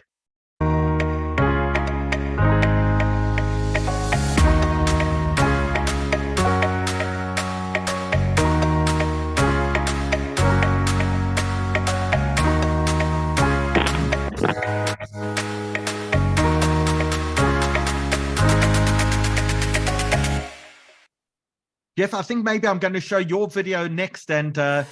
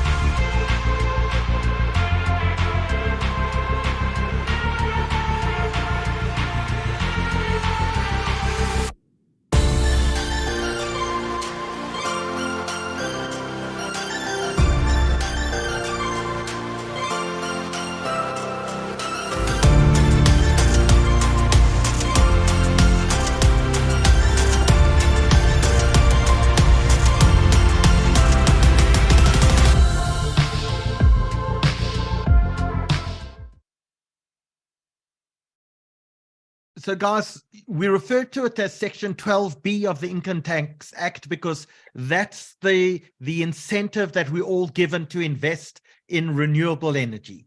So, Jonty, let's start with you. How do we make money out of this crisis? Well, how we fortunately, similar to Section 12J, which I'm sure many of your listeners are aware of, Section 12B is a tax incentive. And if you invest into a Section 12B fund or partnership, as an investor, you get a really significant tax benefit. Section 12J gave you 100% tax deduction, which was generous. Section 12B is enhanced. You get 125% tax deduction. So just by investing into a Section 12B fund, if you're in the highest tax bracket, if you invest R1 million, you can get a refund or a tax saving from SARS of around 560,000 Rand. So just from SARS, you're getting a nice return. Well, then your money is held in the fund, and the fund needs to invest it and acquire solar assets. And these assets generate really nice income for 10 or 15 years. And as an investor, you enjoy the income over the term. And I'm sure people will. So let's actually just go through those figures again. Let us say, for example, I earn R1 million a year. And normally I would pay about 450,000 Rand of that in tax. But let us say I take my R1 million a year and I put it into a 12B fund. What happens? Let me give you more accurate numbers. So if you earn R1 million, you're not in the highest tax bracket. So if you, let's say you earn 3 million Rand, and you would have paid tax at 45% from around anything above 1.8 million Rand. Okay. So if you earn 3 million, if you invest R1 million, your taxable income drops, but not by R1 million, which would have happened in Section 12J. It'll drop by 1.25. So in other words, you'll only pay tax of around 1.75. As a result, the tax saving amounts to 560,000 Rand. So in other words, had you invested into the Section 12B fund, R1 million, you would then receive a refund if you're a PAYE payer of 560,000 Rand, 56% of your investment. Or if you're a provisional taxpayer, you'll pay 560,000 Rand less in tax. I hope I've made that clear. So, I mean, Jeff, that's on the first year that's in the first year, despite the fund runs for however many years, but it's in that first year of the investment where you get that tax saving. Exactly. Upfront, as long as, and this is a significant risk with these type of investments, as long as the fund manager invests your money before the end of February next year, and the asset produces electricity. If that happens, then you get the refund. If it doesn't happen, so let's say the fund manager raises too much money doesn't deploy the capital in time, then the investor will get a proportionate tax refund to what has actually been invested. So that's a key risk in this type of investment. Jeff, this seems like an enormously attractive thing. Is it too good to be true? I don't know if it's too good to be true, Howie, but it is. I think it's timeless. In fact, that there's a crisis, an energy crisis, and the government is looking for the private sector to invest into solar power, alternative energy sources, and as a result is giving these allowances. So as a result, in the 12B has been around since 2016, but now from the 1st of March 2023 till 28th of February 25, they've increased it to 125%. But I think what's important is that you've got this 2-year window. And as John T said, the risk is based on execution. And you have to take the funds raised and actually invest them into assets that will generate electricity before the end of 25, or obviously in February 24 if you want to have a matching investment.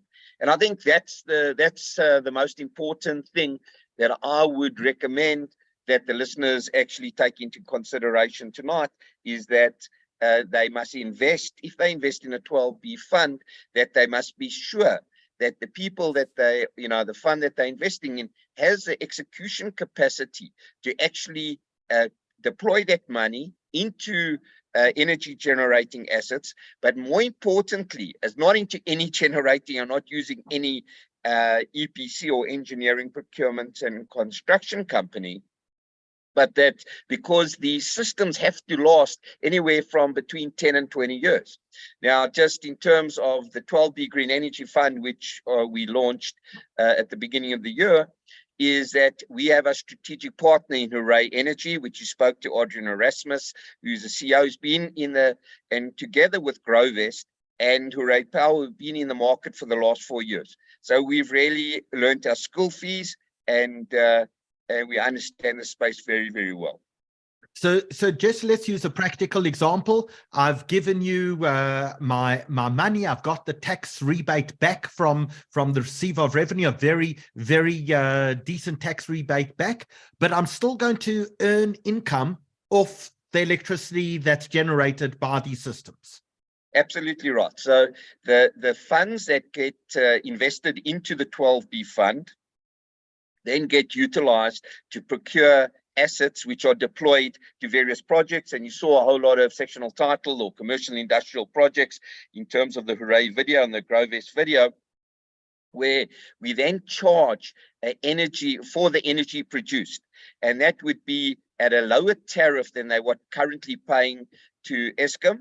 But there obviously is a small premium to add to the battery, which is the energy storage, which is going to help you over the load shedding issues. Also, I mean, it's also going to help you over time, because you're not going to be, if you come off the grid, or a large portion of coming off the grid, you're not going to be exposed to the high escalations that NERSA is currently putting through. Now, someone else said earlier, that maybe that the increases will come down to normal inflationary level. I'm of the opinion that in my lifetime, I don't think that we will ever see single level increases again. I think that the debt and that the government has got into, they're going to have to put up electricity in double digits in order to repay it. And also that in real terms, South African energy is cheap compared to world standards. And on that basis, they're going to use these double-digit increases going forward. So, I mean, Jeff, almost as an investor, I actually don't care. I'm going to say, I'm going to give you R1 million and I'm going to get a tax rebate, and I'm going to get revenue from this. What are my returns going to look like? So we're going to, in the 12B Green Energy Fund, is that we targeting an 18% IRR, net of fees and taxes. We are explain this IRR things to people. What does that practically mean?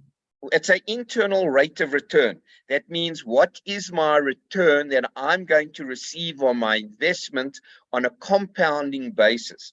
Now, most of the 12B funds, or all of the 12B funds in the market, are somewhere around 10 years. And you would then say, what is my return going to be if I make an investment today and I receive X amount of distributions each year, which will be, that's from the receipt of the generation of the electricity.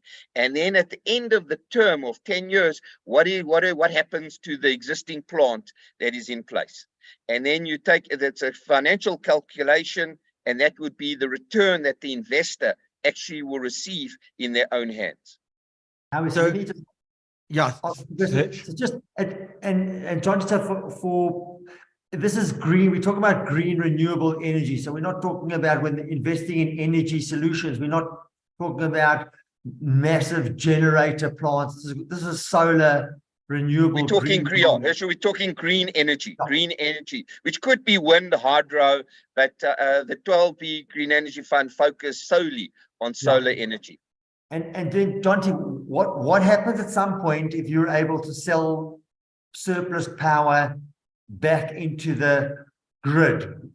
Do the proceeds of that come back into the fund, or is that outside of the fund? It all depends on the deal that's done with the end customer. So some 12B funds will enjoy that benefit. They'll be able to sell it into the grid and recoup some money. Unfortunately, in the residential space, at the moment, many of the meters turn back the dial as opposed to being able to actually receive or invoice Eskom for the amounts. But there is something else which is an option or potential option for investors to get another return, and that's the carbon credits. Carbon credits are tricky, but there's a potential uplift for investors because the investments which we're making, they're obviously green, and with them come credits. So, John T, there are two things that you're really looking for. Is that correct? The one thing you're looking for is, you say, investors, you're about to close your second fund. You've had one fund that was fully subscribed. You've got a second fund that's nearly fully subscribed at the moment. But you need to deploy that capital in this year, and you need electricity to actually flow out of those installations this year in order to do that. So you're looking for both investors, and you're looking for people who would like to have solar put on their buildings or put on their factories or put on whatever facility they. And so we're going to run a poll for you as you talk us through. Explain to us what you're looking through, and we're going to run the Delta poll because you want, if you want to invest in a 12B fund, you're saying contact us. But if you also want us to come and install facilities on your building, on your apartment, etc., we're looking for those as well. Yeah, so from our perspective, we are a fund manager. We're managing a lot of money in the 12B space. Most of it, we're hoping to be fully deployed by August, but we're always looking for really good opportunities. Within your community of the Jewish Report, there are a lot of really successful entrepreneurs who are considering solar, and we'd love to look at funding their solar installation. And for us, we think that's a big opportunity. We want to give our investors the cream of the crop. And we've already done that. We've got listed businesses that we're providing solutions to large property holding companies. So anyone who's looking to install a solar solution of more than 5 million Rand, we'd love to provide a competitive quote or funding arrangement to what they would have achieved from the banks. Our rates are really impressive. In comparison to any of our competitors that we've seen in terms of pricing, we think we can beat them. What's really attractive of our funding is we'll obviously install the entire solar solution at our cost. So the full installation, the term is 10 or 15 years. The payment to us isn't based on NERSA or Eskom rates, which we think will continue to increase. It's based on prime plus percentage, depending on how creditworthy the end customer is. And when you take these factors into account and you compare it to what you're going to achieve from a bank, 7 or 8 year term, prime plus 2 or prime plus 3, our numbers really make financial sense for these property companies, these businesses. And we'd love, people within your community who are looking for solar to reach out to us, and we'd love to give them a competitive quote. Fantastic. And Jeff, what are you looking for? So we, in terms of deployment, in terms of pipeline, we have a full order book. We still currently raising money. We're doing them in tranches, our funds in tranches of 200 million. So we, and we're currently deploying as we raise. So we are open for additional capital. The good news is that we're matching the deployment with the capital. To date, we have 7 projects in work at the moment. So that's actually, that will be generating, our first project will be generating electricity by the end of July. We're hoping by the end of the year, that was planned for the end of the year, that the full 200 million will be deployed into energy producing assets. And then we will obviously open our second fund. I think our first distribution from our fund will be in September this year, and then every 6 months thereafter. So there's 2 distributions of profit every single year. And we sign up 20-year PPA, our paper or power purchase agreements with our off-takers. Our escalation is at CPI plus 1 or 1.5, depending on the risk. And then what we have been in solar, like for the last 4 years, we've sold 2 portfolios to date of power purchase agreements of 200 million rand each. So we're very afraid with actually accumulating the paper and then selling it into the aggregation market. So we're going to pull up a poll for you as now. If you would like to invest with the Grovest 12B fund, we're pulling up that poll at the moment. How long is this investment for? Is it a long-term investment? Is it a short-term investment? So the 12B Green Energy Fund is a 10-year investment. The fund is 10-year term, but unlike Section 12J, you don't have to hold it for 5 years in order to get any tax benefits. Over here, you can sell at any point in time. It is subject to the liquidity of the fund, but because the fund is fully deployed by the end of the year, there's lots and lots of cash, so it's unlikely that there will be any cash, constraints to actually to give people the money before the time. There will be a slight discount depending on when they did exit the fund, but I think most importantly, it's not like 12J where you're locked up for 5 years. So what happens when you actually sell your shares in the fund? You're a partner in a partnership. So you sell your partnership interest or you redeem your partnership interest, and there would be a recoupment of the value that you received. So anything up to the cost of your investment will be recouped at the tax rate, and anything above that will be subject to capital gains tax. Okay, so ultimately you reverse your tax benefit at that point in time. Well, it depends. I think there's a huge arbitrage. You're getting 125% in year 1, and if you sell in year 10, the equipment is worth probably 20 or 30%, plus the value of the future cash flows. So there's a huge windfall in year 10, notwithstanding that there's a recoupment. You probably, that's how you get to your 18% plus IRR. If you sell and you get recouped, do you get recouped at 100% or at the 125%? No, in the first 2 years, if you sell your investment within the first 2 years, so 12BA says that you will have to pay your recouped at 125%. But if you sell after the 2-year period, i.e. February 25, then you'll only be recouped at the 100% mark, based on the value of the assets or the cash that you received up to the amount you invested.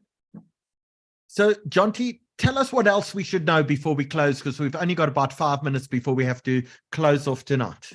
Yeah, I think something which was very attractive to our investors is debt in these type of funds. So, our fund is also a 10-year term, but what we do in the second year of investment is we raise a small amount of debt in the fund. Now, what this debt does is it allows us to buy additional solar equipment. Now, when you do that, what happens is the investors, they now own additional solar equipment without having put in any more money, and that gives them another tax benefit. So our investors in year one, if you're in the highest bracket, you'll get around 560,000 Rand from SARS. In the following year, we raise some debt. You get another refund of 290,000. And in those 2 years, you also get cash flows from the investment. It generates income. Now, if you add up all those cash flows in our investment after year two, we look to return all our investors' money through the cash flows and through the refund. So really, they're getting their money out. So being able to apply a small amount of debt, not to increase the risk levels much in this type of investment, really puts an investor in a really favorable position where, although they've invested, they've gotten all their money back from a refund and from SARS. So any monies after year two is really just profit. So that's a nice way that we've seen a lot of interest in our funds from our investor base. What are the minimum investments for in terms of both funds? Our minimum investment is 250,000 Rand. And yeah, so and our investment's 100,000 Rand. And Jonty, your predicted IRR? Ours is 24%. But what's also nice is during the investment term, we average of around 13% return in terms of cash flows to the investor. So every year, if you put in R1 million, we aim to return around 130,000 Rand. That increases over time. And then at the end, there's the balloon payment because we then look to sell the asset to the end customer at around 20% of its value. Jeff is talking about a 10-year investment. What is the period of your investment that you envisage? Ours is also 10 years. So we've got two interesting offerings on there. I'm going to ask Dylan to make sure that everyone's contact details are on. Jonty, should people be contacting you if they're interested in the Geltec offering? Yeah, absolutely. Give us an email address. It's Jonty, Jonty, at geltec.co.za. But I'm sure Dylan will put it through on the messaging system. And Jeff, are you the person that people should speak to at the 12B Green Energy Fund? Happy to take all queries, questions, emails, calls. jeffm at grovest.co.za. Tell us how you... Grovest. I was going to ask people to spell Jeff as well, although it is on the screen in front of them, but are you with a G or a J? A J, Jeff. Jeff at grovest.com. .co.za. Sorry, so co.za. Okay, and you've both raised substantial amounts of money in this. I mean, Jonty, you're closing your second fund. Jeff, you've raised hundreds of millions of rands as well. Well, we passed our halfway mark in our first fund, which is a 200 million Rand fund, and so we passed the halfway mark where we are currently at the moment. Hirsch, we're always looking for a way to legally avoid paying tax. Yeah, I guess so. For those that are privileged to be able to invest, to be able to recoup in a meaningful way, but it's the way of the future. A friend of mine was out from Australia, and he commented. He said, the last time he was out a couple of years ago, everyone was talking about generators and diesel and KVA, and he said a couple of years later, everyone's talking about solar and these 12B funds, and he said it's just amazing how South Africans, and I guess let's put in perspective, there were some comments about, who has the ability to invest in solar and into these funds, but how just this whole energy sector is transitioning it at the speed of light. But there are a lot of people who are making money out of this. I mean, we see people importing trolley inverters and power banks into the country and putting the installers who are putting in thousands and thousands of installations every single month in terms of solar onto people's homes. It's created enormous opportunity, and quite incredible that people like Jonty and Jeff have found the tax opportunity where all of us can in some way take advantage of the tax breaks that are being offered in order to incentivize us to get off the Eskom grid.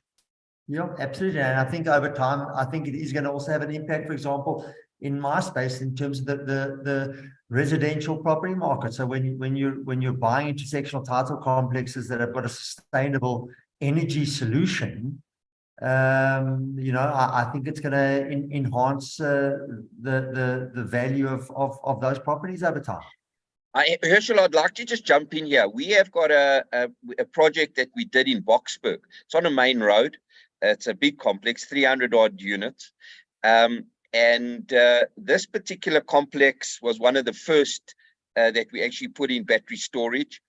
And it actually got a waiting list for tenants because of the fact that it's got a battery, your energy security, and there's a premium. There's a rental of about 10% to 15% premium in this particular complex because of the energy security.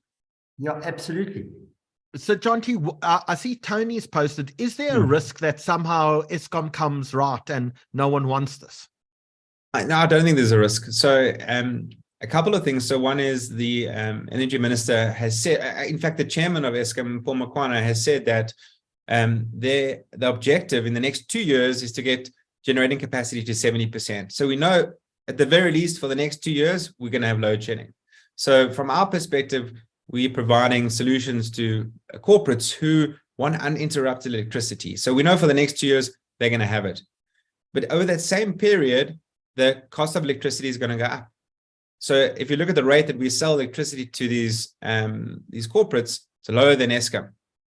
So they're incentivized to continue to pass. Even if Eskom comes right, it still makes sense for them to do business with companies like ourselves because they're getting a cheaper price. So even if Eskom comes right, the opportunity in solar, I think, is here for the next 15 years. But Hirsch, I think the point you were making earlier is that this is investment for people who've got spare cash. You know, don't go into debt in order to do this. If you've got spare cash and if you're lucky enough to have a tax problem, then this is a great solution for you to make sure that the receiver of revenue helps fund a lot of the green energy out there, and you can take advantage of that as well. Yeah, absolutely. And you know, directly it solves a national problem, because that's the only way over time you're going to get a matching of supply and demand by a much bigger contribution from the private sector in terms of energy generation that actually moves the needle. So as we close tonight, because our needle has moved past 10 o'clock, John T. Sachs, last word of advice from you. Yeah, I think just to echo what you're saying, Howie, is this is not an investment for a person who's not in the highest tax bracket, in my personal view. So unless you sold the property, share portfolio, received a huge bonus from your company that you work for, if you aren't in that position, this is not for you. You want to be in a serious tax position. And I think the fact that you're getting such an enormous refund at the highest tax bracket makes, for me, this investment almost a no-brainer. It comes with risk, but the refund is really something not to be ignored. So, Jeff Miller, that means the last speaker of the evening and the last bit of word of advice actually is to you. Tell us, our listeners, and viewers, what they need to know. So my pearls of wisdom is that if you are a taxpayer, and rather than wanting to pay tax, and you know where that tax may land up, rather invest it into a 12B fund. You'll get the tax benefits, you'll get your cash on cash returns, your cash yield every single year. You are also doing something for the country. You're doing good. You're doing something good for the climate, as Chris said earlier. It's green. You're saving water, and all in all, I think it's a very, very sound investment in low to moderate risk. That brings us to the end of the evening. A huge thank you, John T. and Jeff. Thank you so much for giving us that great advice. We certainly hope that a lot of people watching us tonight on Facebook, YouTube, and Zoom take advantage of this amazing tax offer that both of you have presented to us. So thank you for joining us this evening. And with that, Hirsch, that brings this evening to a resounding close. I think we've covered so much ground tonight. If you think we started with Chris Yelland giving predictions of where we're going to be over the next 6 to 12 months with Eskom, and then we've continued from candles, wood burning, gas stoves, power banks, trolleys, inverters, batteries. I think my head is a little fried after all of this electricity tonight. Yeah, I think we have, Howie, and I think, listen, what I like some of the comments just around try and just work out what the objective is. Are you just trying to manage yourself through load shedding, or are you actually trying to save electricity, or are you trying to and I think there are multiple solutions. So this whole solar is, but there are a whole host of solutions in between that will get you through, keep your lights on, keep your Wi-Fi on, keep your TV on, and your computer. And as we've discussed before, if you can keep the lights on at a bare minimum, all the better, because it's hard to be an optimist in the dark. I am an eternal optimist, and I waited until a few weeks ago to install my solar, and I cannot believe I didn't do it a year ago, because it has completely changed my life. And I had globes with batteries in, but the truth is I have no idea if the electricity is on or off. And I live my normal life, and I know my parents go outside and see if their next door neighbors have electricity or not. That's the only way they know if their electricity is on or off, because they have solar as well. So I think we have to do those little things that make life in South Africa a little more bearable. And it comes, unfortunately, as a cost, but it also comes with some great opportunities that allows us to save tax while doing good. And that's part of the amazing things that we've heard this evening. So to everyone who's watched us tonight, a huge thank you for joining us. We're going to be back on the weekend. We're going to be showing this remarkable movie called Getting Away with Murders, and we're going to show it only on Zoom and about 4 times. But we hope that tonight we really wanted to do something very practical and help people and hold their hands through this process of deciding what it will take actually to make life bearable and get some electricity, some light, and some warmth back into your life. So thank you for joining us this evening. See you all soon. Good night, everyone. Right. Cheers, Harry.